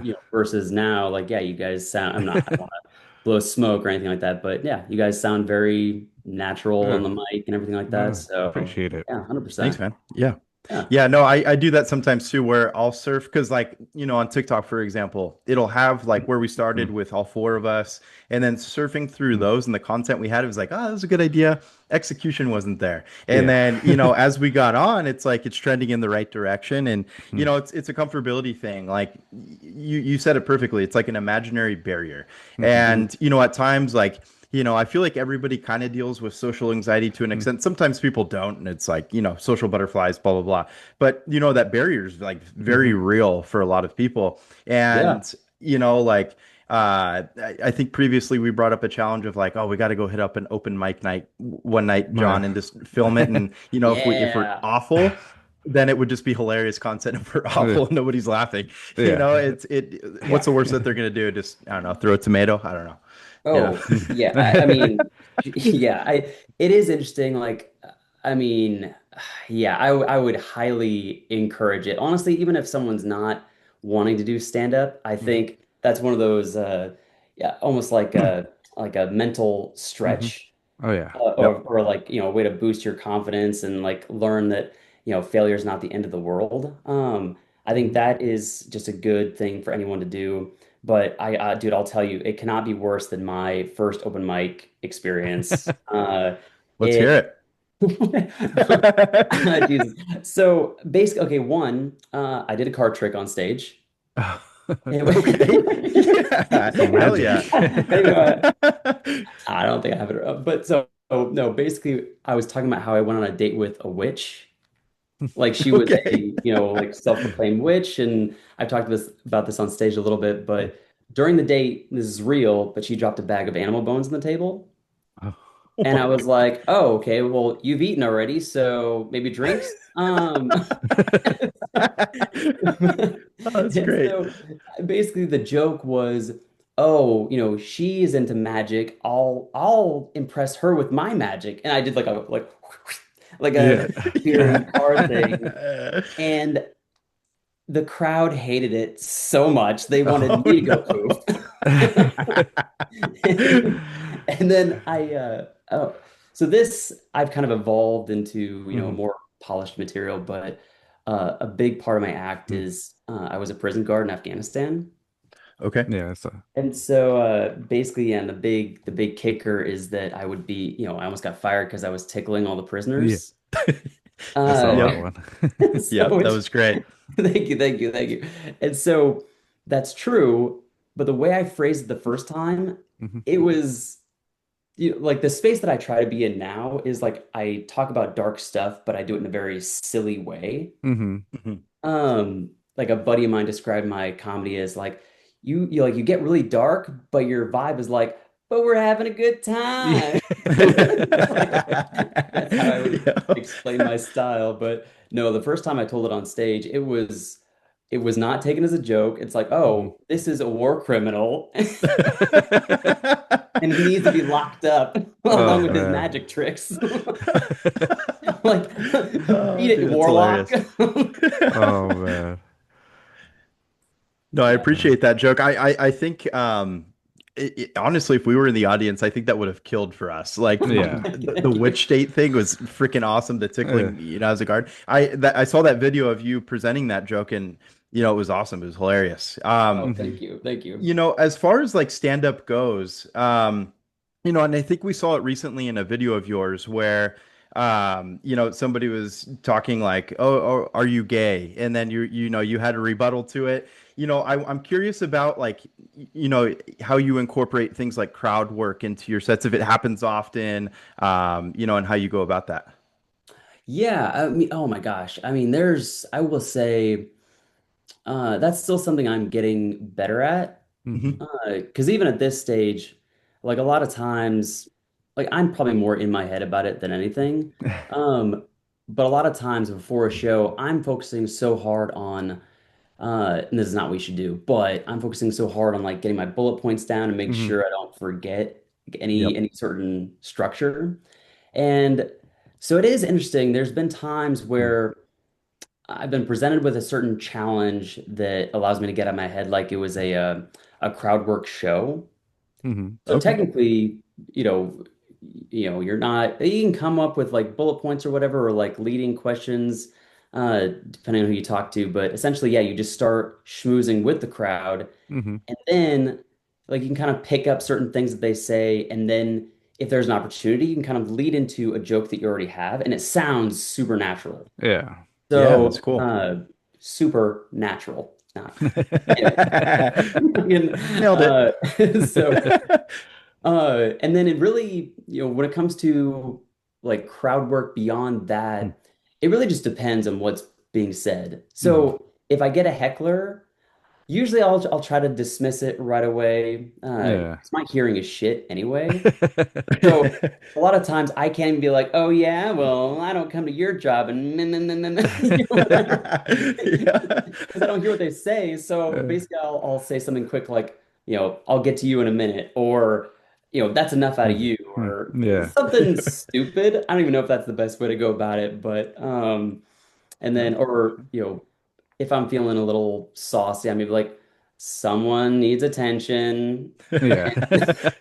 Yep. I think there was I don't feel like I get heckled very often. Hmm. That's Um, good. and I think the only time so far that I remember is I think he must have been either he was a vet himself or just an angry guy. Mhm. But I was telling some of those Marine stories, and this guy Yeah. had his arms crossed, and I mentioned that, and he's like, "Nope, didn't happen."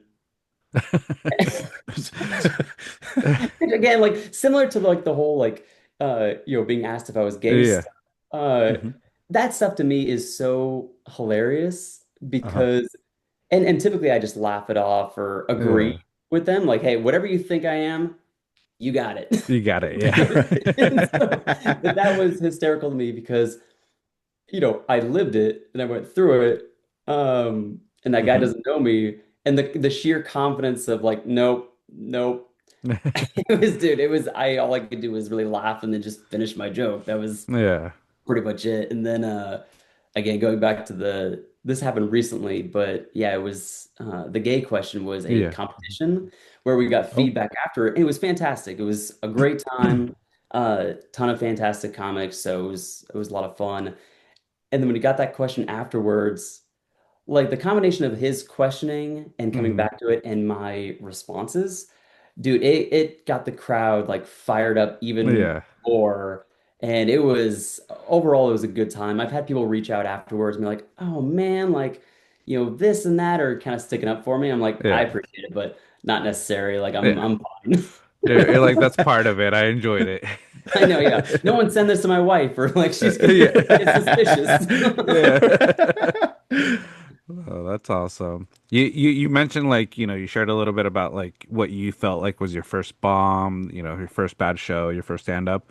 Do you have a memory of that one time you made like an entire room laugh that like sort of just always sticks out to you and that's what really brought you back to it? Oh, yeah, actually, like probably a couple.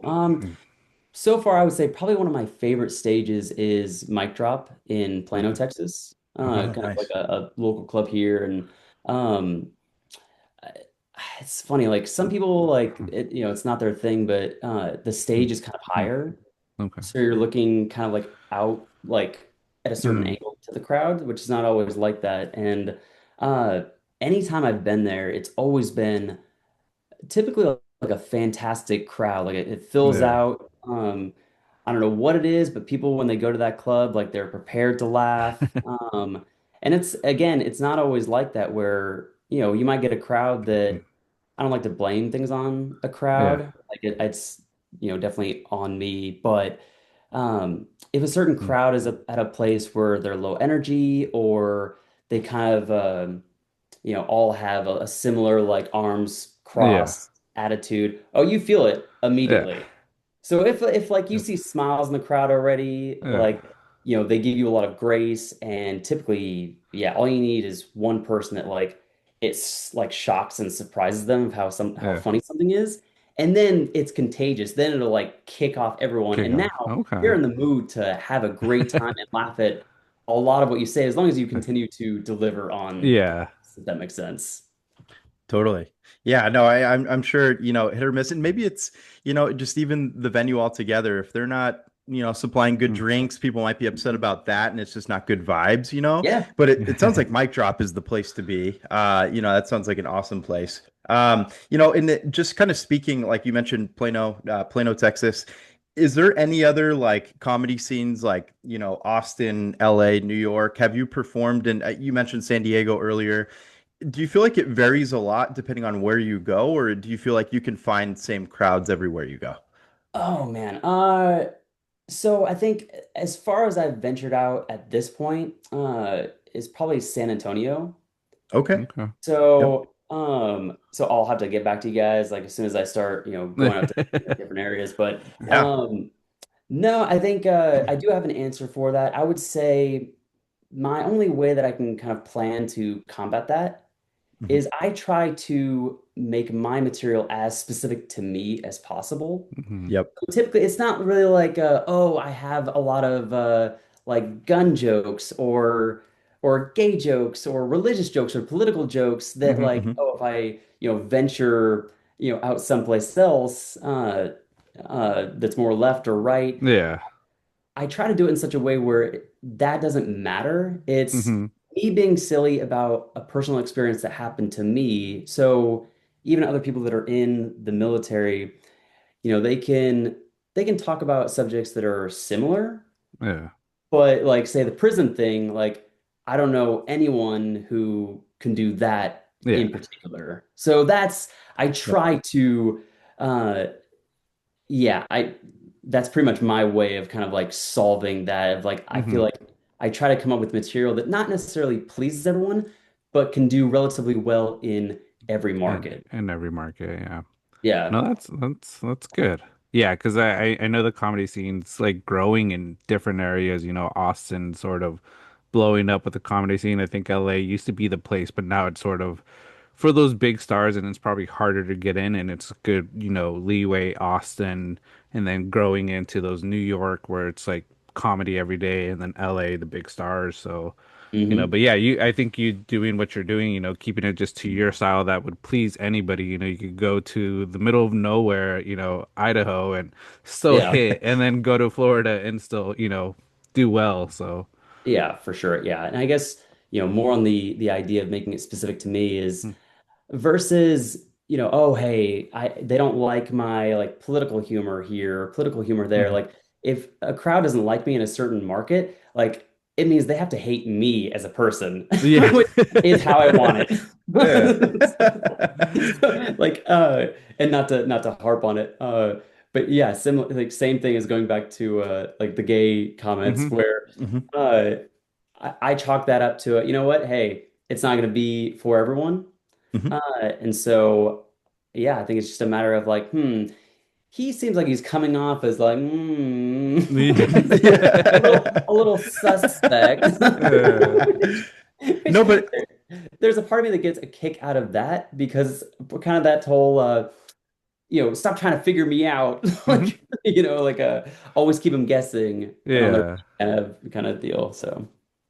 I think the feedback is great in it of itself too. Like, if you were not engaging or anything, I'm sure you wouldn't get as much feedback. So, that's awesome that, that you're having a laugh with the Mhm. feedback. It's like it's not ultra Yeah. serious, it's just fun. You have your quick-witted, so you have that quick rebuttal and you're just like, I tried out, didn't make the team, Oh, I thought it yeah. I was mean, hilarious. It was a great rebuttal. I appreciate that. Like that kind of stuff. And it will be interesting, like the more I do it, and yeah, the better I get with Hmm. like certain crowd work. In instances like that, I feel like I black out. Like Okay, yeah, it's one of yeah. those like I don't even know why I said that. Like I could have said a million things, and that's what like meh, just kind of Yeah. vomit it out.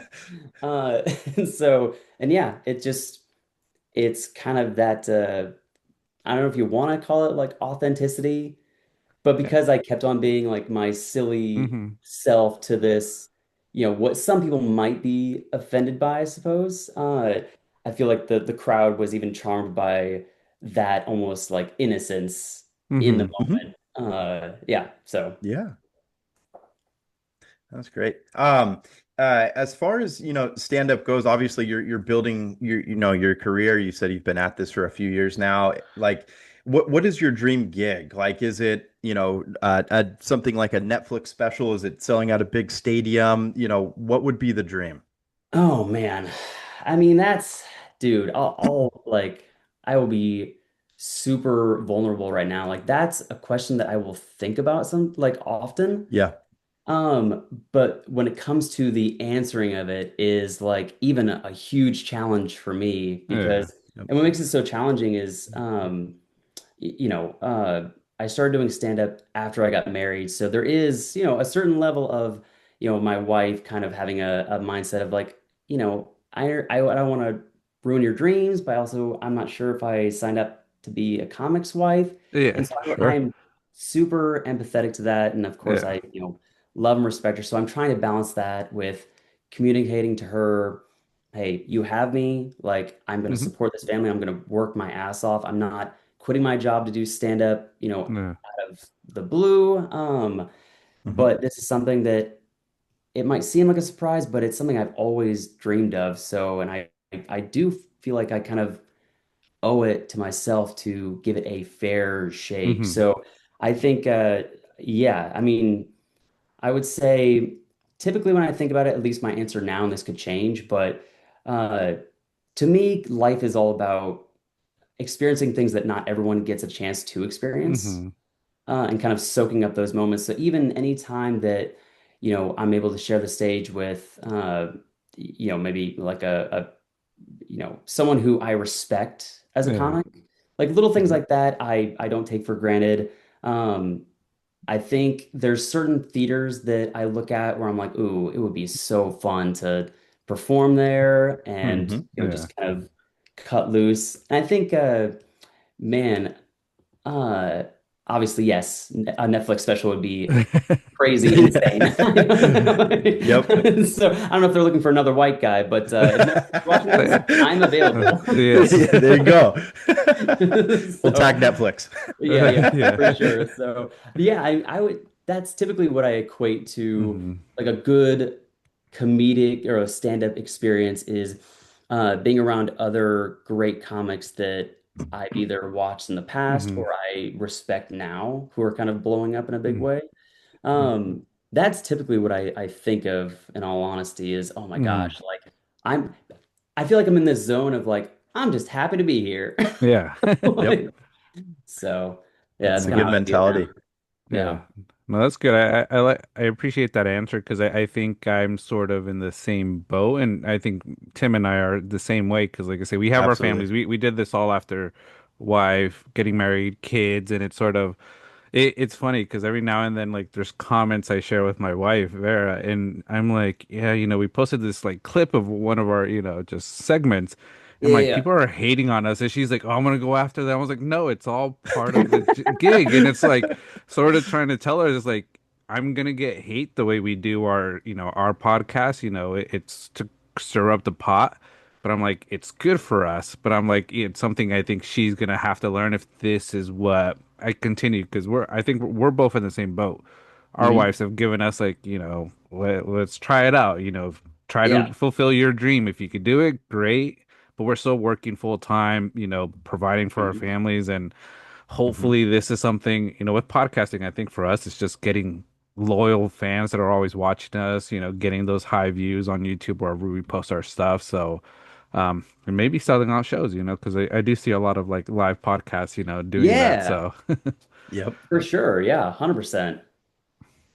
Yeah, no, yeah, the sacrifice, it's worth it in the end. And again, you have to give yourself a shot. If it's something that you thought about a really long time, mhm, obviously, John and I, we share, things like commonalities like sports, and our mhm. love for sports and our hot takes with the Kansas City Chiefs. I think that's where we get probably our Yeah, most of our hate. Yeah. That's Taylor Just Swift's husband or future husband's future. team, right? Yeah. that's it. There we Absolutely. go. That's it. Yep. And we talk about that relationship. But we are proud, T Swift supporters. Yeah. We will say that. Great music. But, just having that, and it's always been in the back of our minds, like, growing up watching things Mhm, like Sports Center. It was like, oh man, what a great gig that would be. You mhm, just get to Yeah, talk about sports all day, and get to go to the stadiums. You get to go, experience, memorable moments in the sports world. So, giving yourself that shot and chance, is really worth the while. But, of course, having, the backbone of your family and the support is, evident. It's important. You want to support them right back. So, for sure. Yeah. super relatable the way mhm. that you Yeah. that you said that.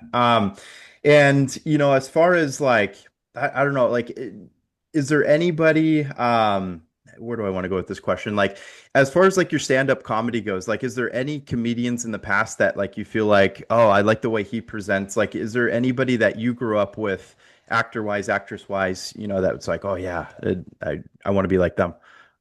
Oh man. Trying to think like in the past. So this like this is oh man, like a weird deep pull. Do you guys remember oh dude, okay. I don't know where this is gonna go, to be honest. No, do you guys remember the Bad Boys of Comedy that was Mhm. produced and hosted by P. Diddy? Yeah. Okay. Yeah. Yeah. Oh yeah, yeah, before all the baby oil. Yeah. Before all Before that all the baby oil. baby oil. Yep. So it's funny, like I remember seeing like quite a few comics from there. Like I remember like that was the first time I saw as a kid like Big J Okerson. Like he Hmm. was on there as like one of the like the only token white guys on the show. And then it was Yep. interesting to see his career kind of evolve from there. Hmm. And I always thought that he was so funny. And, I would say our aesthetics are definitely different.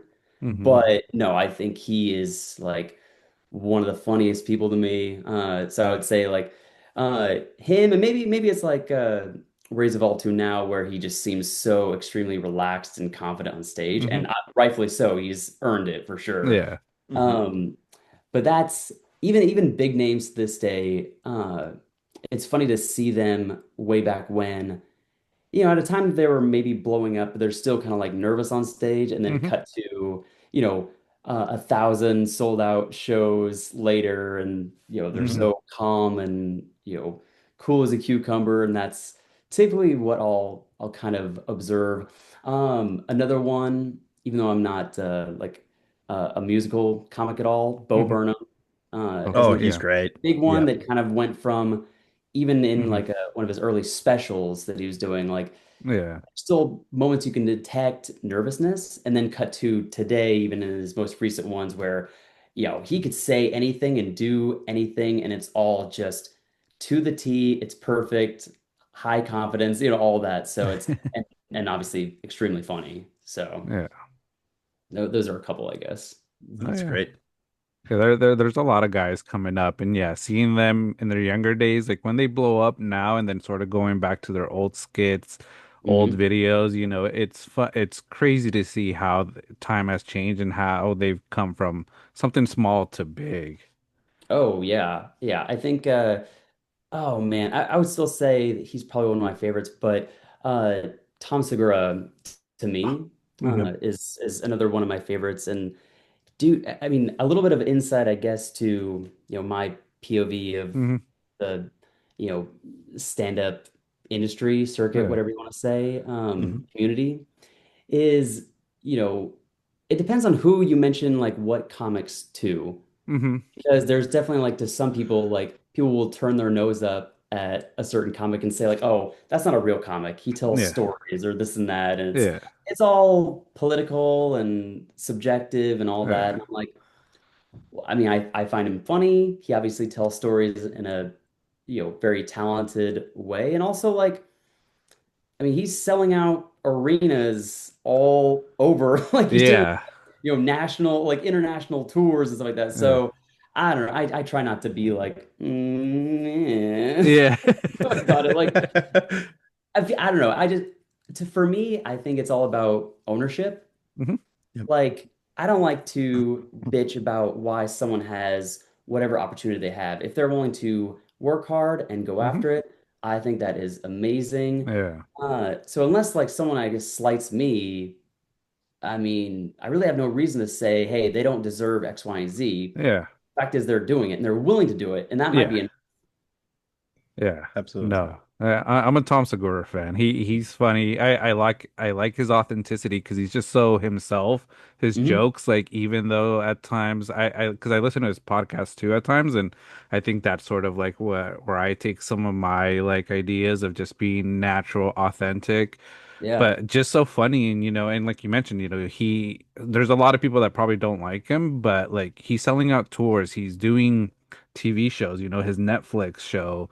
I know right now he's filming a movie, I think, so it's like he is doing something, and he's one of these older comics that's a little different than, some of the up and comers, because he is so natural with his comedy, and it's just his material. Oh, yeah.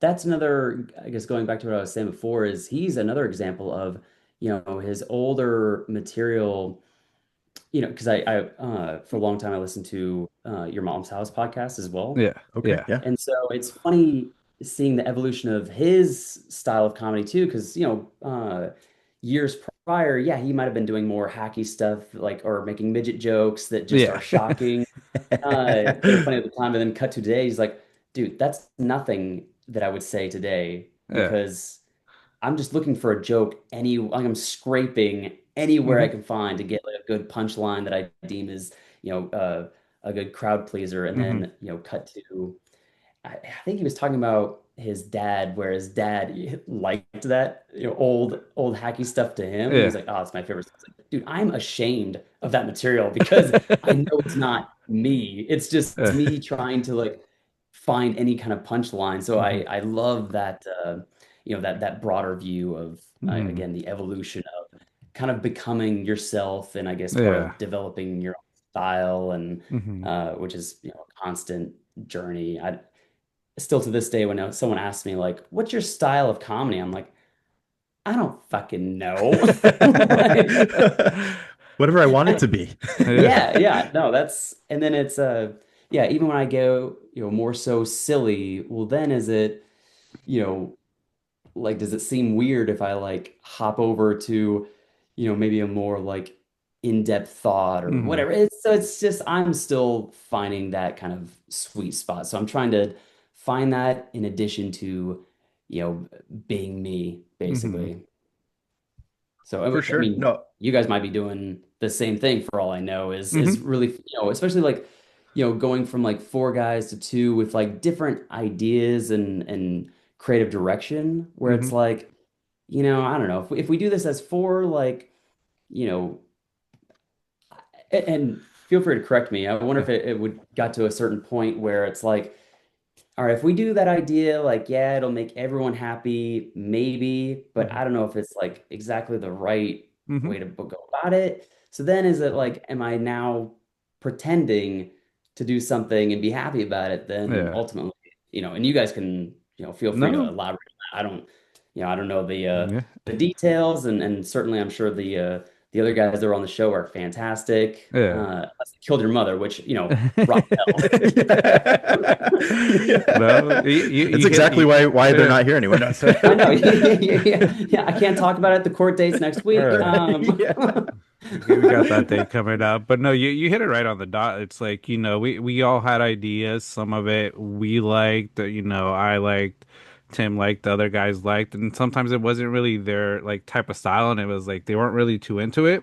And at times you could tell, because when we do look back at it, you could sort of see where some of us sort of disconnected from that conversation. And I also think just having four people got a little tough for like podcasting, having that conversation. Yeah. That's why we Mhm. were like, doing two, came up with our thoughts, like I say, they came up with their thoughts and sort of breaking out. So, but yeah, it's like, it's just trying to get into that mode and doing things you like to do. Cause like I say, it's where you see it, we have our passion now. And well, I've seen it recently. It's like, in the past, like you said, you have your notes, you're trying to hit all those bullet points. We've reached a point where we barely have any notes, and it's sort of like, hey, we're going to talk XYZ. And then Yep. middle of the conversation, we just talk about something totally random. Like yesterday, we started talking about hydration packs just because it came up and we were like on a Yeah. 20-minute It's funny. conversation. It was like, okay, it came out of nowhere, but all right, let's hydrate. Dude, that's so funny. Yeah, yeah, I think that's a mark of a good conversation, whether it's on a podcast or just like with a friend, Yeah. is like, those times where you get into a good conversation with anyone where you're like, oh my God, like you basically do like a recap of like, dude, we started with like, you know, we started talking about turtles, and now we're talking about like, my very messy divorce. Yeah, right. Yeah. So it's like, and then, Jerry murdered my mom, so that's another headache. Yeah. Yeah, so no, I think that's amazing. About the note thing, that's even a cool, I think, insight just into the podcast hmm aspect of it, where, I'm sure in the beginning, especially like, trying to get like every bullet point down, hmm and I'm Yep. sure it could be translated to stand up very easily where, Yeah. oh, you're stressing, you don't want to forget anything. But then like once you get the framework and the structure down, you're like, Mhm. oh yeah, here's what we're going to talk about. We're just Yeah. going to let it rip. Yeah. So Exactly. And it's comfortability level too. Like, we had ideas like we've had my brother-in-law, part of the family with John here. His name's Robert. He came on here one day and we discussed UFO conspiracies and started, I don't know if you know Aliens guy, crazy oh hair, yeah, yeah, History Channel. aliens. Yeah, Yeah, yeah, yeah. I put like a wig on and I emulated Hell him. yeah. John wore a tinfoil hat. And Hmm. I don't know if the comfort level was there for the other guys at that point in Hmm. time, and we kind of wanted to branch out, get a little goofy with it, and Mhm. do Aliens Guy. I'd love to bring back the characters too because that was Yeah. so Yeah. much freaking fun. That, and then I made a skit where I'm trying to shit talk the two of them, and trying to create like a friendly banter amongst us, Yeah. 2v2 style. And I was doing my son has like one of those door hoops, so hmm I did like a windmill dunk while flipping off the camera, and just having fun with it. And it I guess you kind of learn it early on, and then certain directions and ideas, not hmm everybody's going to agree with. So you nailed it, where it's much easier to converse, amongst two people versus four. hmm And it's Yeah. great to have people on as guests, of course, occasions like that. But you nailed it, hmm exactly where it went. Yeah. Dude, that sounds like, I mean, personally, I think that sounds like a hilarious, like reoccurring segment of, even if you like film out quick like one-liners in that character that you guys Yeah. Yep, cut to. Yeah. that's a great idea too. Obviously do what you want, but like basically turning that like inflection that he does hmm of like aliens. So basically you turn Yep. that into other lines like uh fuck, I don't even know what it is, but it's like Oh yeah. if you hear about like a certain like really crappy trade. I'm not a sports guy, so I'm Yeah. like gonna Yeah, get yeah. this so wrong, but it's like mistake. Whatever, Yeah. just The like one Exactly. different go-to. one-liners that are like in your head at the hmm moment or whatever. I don't know. That's Yeah. Yeah. kind of like where my Oh, silly that's a good. silly brain goes to. Yeah, no, I think that's perfect. I'll send you a clip because it's really far down our page because we did it probably 8 months ago. Yeah. Oh yeah. That's why we need to bring it back. But for example, Robert, our guest, brought up like, oh, like why do they want to come to Earth? They want to come here for our minerals or stuff. And what do they want with cows? And then I just went like this, and I was like, milk. And Yeah. it's just simple things like that. It's It's just Yeah, fun, hilarious. and Yeah. that's you know, Yeah. exactly what I was Yeah. thinking. you And, know. and I don't know if Tim's noticed, like anytime we talk about aliens or he makes a comment like that, or he has this natural tendency. He just brings his Yeah. hands even without the hair. They It's just just creep that, up like Will Ferrell in yeah. Talladega It's Nights. just Dude. that All right. calling side. Here's what it should be. All right. So why do the aliens want to come to Earth? What is it about Earth that finds it so they find it so desirable? Big booty Latinas. It's like so It could That's be it. that. Yep. That's Oh perfect. Yep. Uh, No, it's hilarious. And see, just kind of winging it like that, like, you know, before that, it's like, man, we never would have thought to do all that. And then just the idea pops up one day and you're like, yeah, dude, let's mhm. run with it and have fun and, Oh go from yeah. there. I Yeah. think yeah, with like being a little silly, and then yeah, there's that internal voice of like, oh man, is this cringe or not? But at the end of the day, like especially on TikTok, dude, I mean, unless you do something super egregious or Yeah. whatever, Yeah. like gets you Right, right. arrested or disowned, I suppose. I mean, Uh, you know what? If it falls flat, then you know what? It's 5 videos behind at that yeah. point. Like, yeah, it's eight Yep. months ago. Like, no one defines you guys as like, oh man. Do you remember that joke they made with the aliens guy? That meme was like 20 years old. Like, shut him down, get him reported. Yeah. Yep. It's like, yeah, and honestly, like if some people enjoy it, then all the better. So Yeah. really, if someone doesn't like it, it doesn't matter. And if people do like it and it gets traction, well, then you're actively taking steps to, try to basically Mhm. improve your guys' show. And that's, I mean, it seems like that would be totally worth it. And it's like moving the needle to a certain degree, you know? Yeah. Absolutely. Yeah, no, and I feel like impersonations really hit home. Like Will Ferrell impersonating Harry Carey. I thought that was always hilarious. Just getting goofy with it. Chris Farley's one of my favorites of all time. Like he did impersonation of was it Rudy Giuliani and his son? And like Chris Farley was like climbing on his dad, and he's like, "Hey, dad," at the just stuff like that. It Yeah, always yeah, yeah. cracked me up. So trying to get into a character to emulate Mhm. something, I feel like it's good stuff. Not for everybody, of course, Oh, but yeah. Yeah. if it hits home with some, that's it's fine.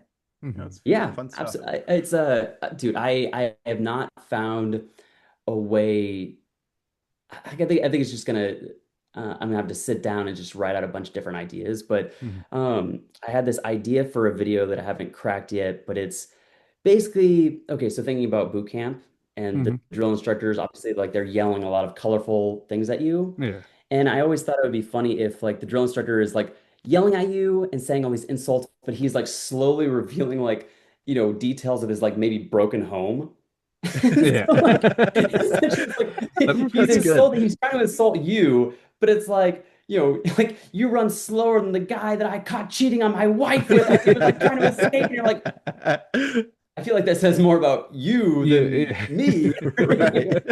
It's again, I haven't figured out a way to crack it, but it's there's something That's- there somewhere. there's something Starts there. crying. There's something there. Yeah, yeah, yeah. For sure, yeah.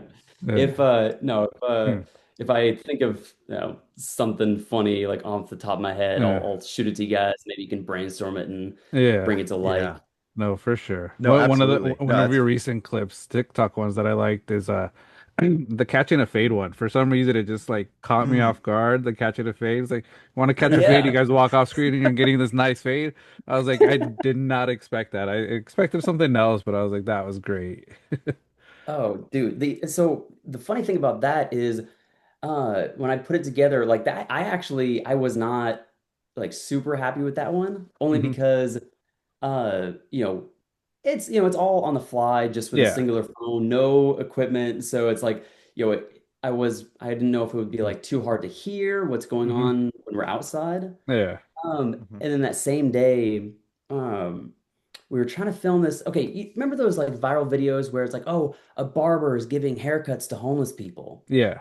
Yeah. And Yep. so I don't even know if it's worth putting the footage together because there's certain shots that we didn't get. Yeah. Mhm. But essentially the idea was, they're gonna film me outside when I had crazy hair and a Yeah. beard. Like, hey Mhm. man, like, do you want a haircut? Or maybe it's just like text on screen that's like, Uh, barbers giving like in that same viral video yeah. style.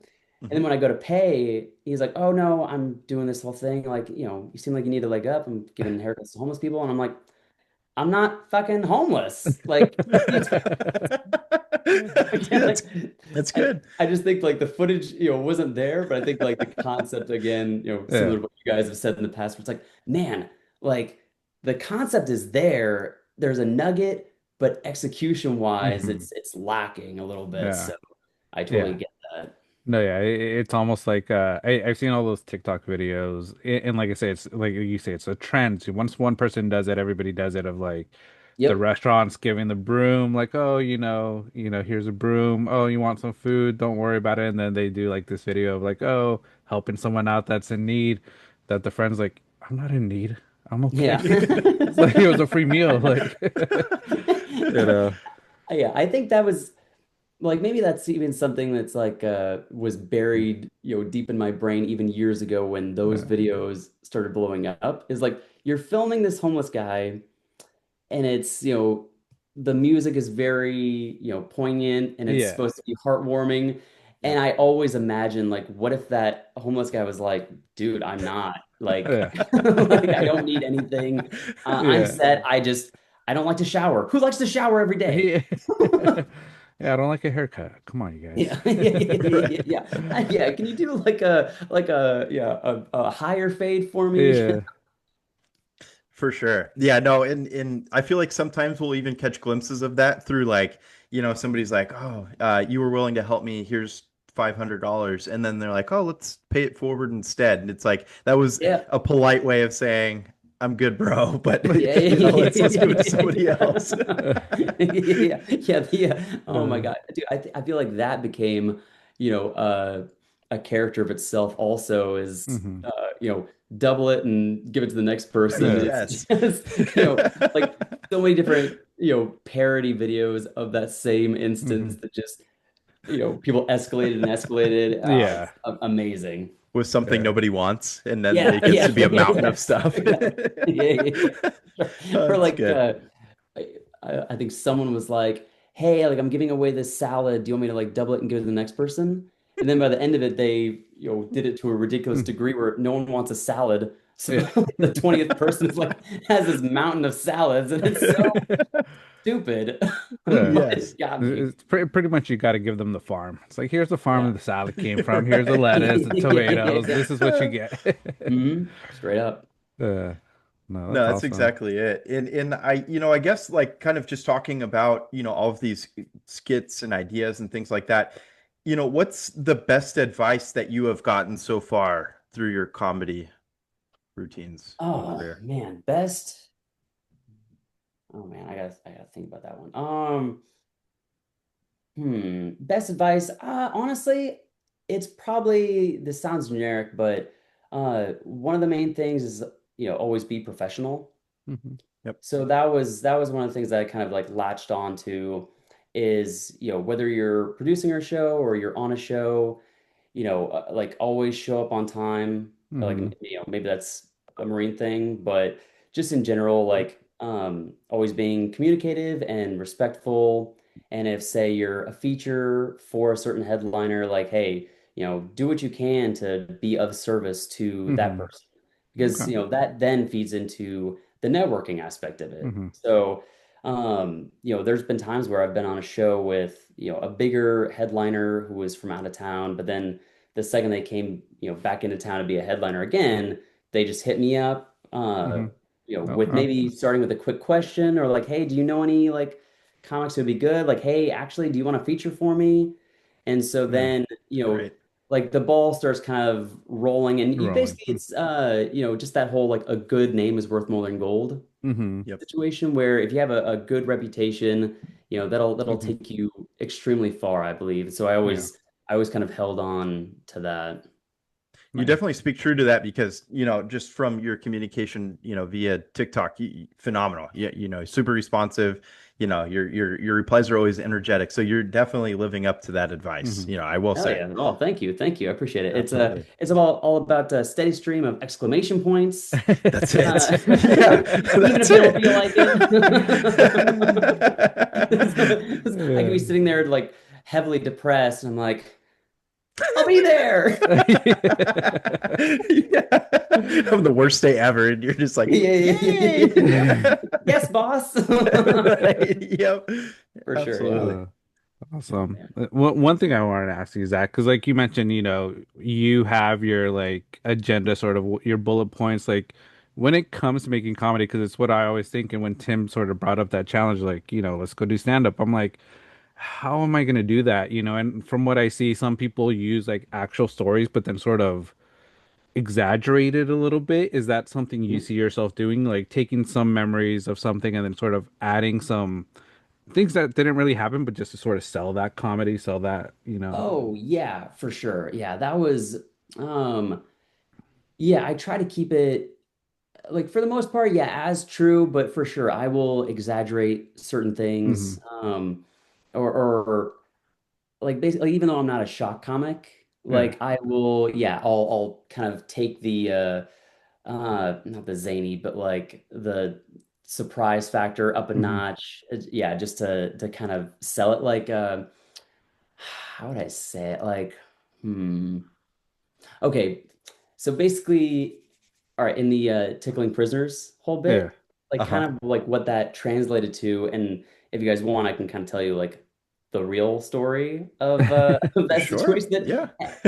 I can't tell on stage, but I could probably tell here. Yeah. Uh-huh. Um, is no, that kind of turned out, it started with the premise, which I thought the premise itself would like carry through and people would Hmm. fall over the floor laughing. And it gets a laugh, like the whole reveal of like, I almost got fired because I was tickling all the prisoners. Hmm. And it does get a laugh, but it's not enough to like carry the entire joke, if that makes Yeah. sense. Sure. So basically what that evolved into and how I kind of like escalated that was then I take that element and I turn it into, okay, well then it's like, at the prison, maybe it's like, because I'm a friendly guy, it turns into like girls' night. And we're like having tickle fights and pillow Yeah. fights. And, I'm like, oh, and then typically like, I've posted clips of this, so, Mhm. I'll burn it Yeah. here. But, the big punchline so far is like, oh my God, Mohammed, you're such a slut. Tell me everything. And it's like basically like getting so chummy with them that like Yeah. they start telling me all of their secrets because Yeah. I'm being like nice. Yeah. So it's like obviously that didn't happen. Yeah. That's freaking great though. Yeah. But if you guys want to hear like the more grounded, real yeah, stuff that went down in the prison, I can Hmm. share a little bit of that.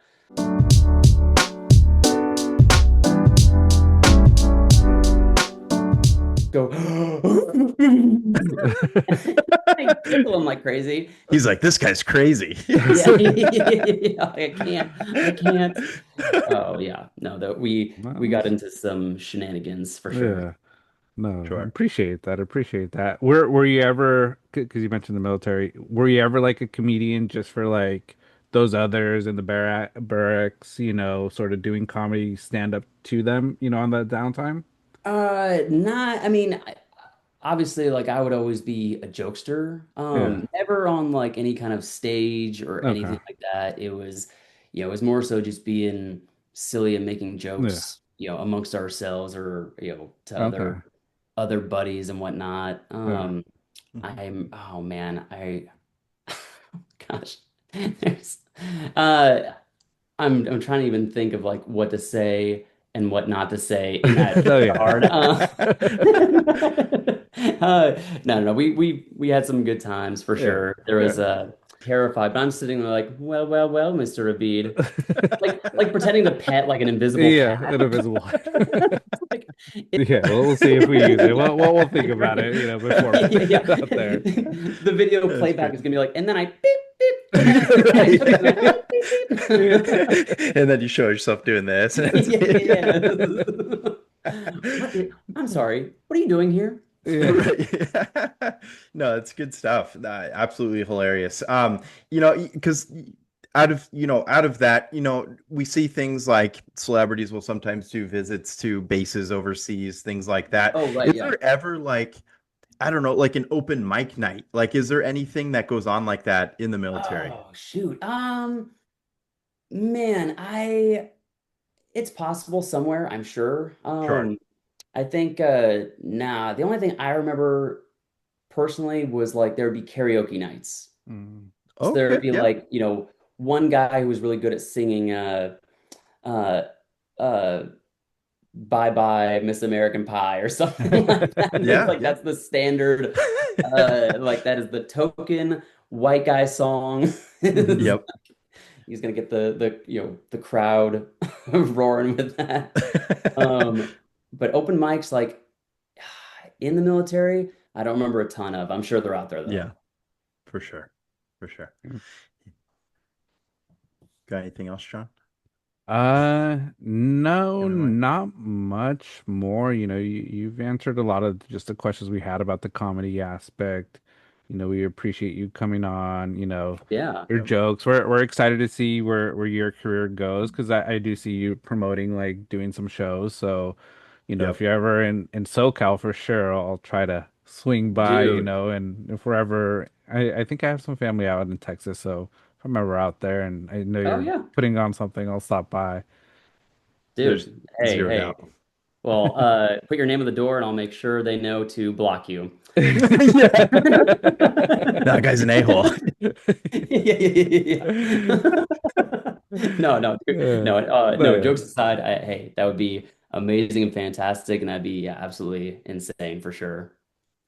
No, that'd be great. No, it's and of course, I want to thank you for coming on our show, giving us the time. You could have just put me ghosted the message altogether, but you Oh didn't do yeah. that. You were super professional. You were Hmm. incredibly nice. And it's great to connect like this and Hmm. kind of surf your page. You have great stuff, and I think you're well onto your way, Yeah. Zach, w Thank with you. your Thank career. you. You have great content. Yeah, hey, no, I appreciate it. No, the same. I mean, to be fair, I answer every spam message. So, um, Go to Walmart and get me $500 in gift yeah, cards. yeah, yeah, Sure. yeah, yeah, yeah, yeah. All right, so I already redeemed the code. No, no, what are you doing? Right. No, Those no, videos are great too. no. Those are great too. Yeah. Oh Yes. my gosh, yeah. Dude. It's No, hilarious. no. Yeah. No, you guys were fantastic. Yeah, I want to thank you as well. Thank you for having me on. This was, Hmm. a fantastic chat and it's great getting to know you guys for sure. Yeah. Absolutely. Awesome. Thank you, everybody that's watching. Follow Zach on TikTok, anywhere else, Zach, that people could Yeah, follow your stuff. yeah, you can follow me on Instagram as well. Zach underscore laughs, ZACH underscore laughs. If anyone's listening that's in the Dallas area, my next show is Friday at the Comedy Arena. And in November, I'm going to be doing a military comedy festival in San Antonio. Oh, So, Ooh. awesome. hey, if anyone's in that area, keep an eye Yeah. out and Yeah. hopefully I'll see you there. Yeah. Don't miss it. This guy's funny, so you guys will enjoy Yeah. it. Thank you. Yeah. Thank Absolutely. you. Yeah. Well, we appreciate it, Zach. Of course. Yeah. You guys Yep. take Thank care. you so Yeah. much. You too, Zach. We'll Have catch a up good soon. one. Absolutely. Yeah, for Yeah. Keep in sure. touch. All All right. right, we'll do. Thanks, brother. All right. So hopefully you guys enjoyed that segment with Zach there. Big thanks to Zach for hanging out with us, during that time. If you aren't following him on his socials, make sure you're following him. We have also dropped all the links to his socials in our description. So, and if you're from that San Antonio area, you're listening, you're visiting, keep an eye out, for any of his upcoming shows. You don't want to miss them. Zach's a funny guy. We had a great time, just great humor. I think taught us a lot about comedy and sort of how to prep if we ever do decide to do our little stand-up routine test just to sort of see how we do. For sure. Yeah, no, he's got it going. He's got all the info. Was ready to divulge it all. So Yeah. had us prepped and ready. And most of all, really shook a lot of the fears that we might have of, stand-up Hmm. stage fright. So Yes. again, it's a challenge I've brought up to John in the past of stand up, and you know, Zach makes it seem easy though. So I think that's the problem also for us. Yeah, he makes it seem so easy and natural, and I think we have some of it. I think during the week after that, after the time we talked to him, I was trying to come up with jokes, but it's just so hard for me. I don't know if it's just something in my mind, but it's something I'm still going to try to work on, just to try to come up with like 4 or 5 jokes, Yep. and sort of have that ready in my back pocket in case we do decide to do our little stand-up segment. For sure. You never know. Don't count us out. And Uh, yeah, I feel like he has a lot of great experiences to correlate the jokes too. And yeah, I'm glad he was able to, go over a lot of that with us. So yeah, thank you so much, Zach. yeah. Really appreciate it. It was phenomenal having you on the show. Yes, no, it was awesome. But yeah, but that's what we have for today. Thank you everybody for listening. Hopefully you guys enjoyed, as always, our banter takes. Enjoy that segment with Zach. As always, we're building something here, just real talk, good laughs, and just unfiltered takes. So, please join us by subscribing on our YouTube channel, Apple Podcasts, and Spotify. And as always, just drop those comments, with your banter take, with what you think of our takes or just any feedback you have from interviews or what you liked from anything we discussed. Absolutely. Thank you guys so much for watching and following and listening, maybe on a commute. Really Yeah. appreciate your guys' time. Thank you so much Yeah. as always. Thank you, everybody. We'll see you guys next week. Peace.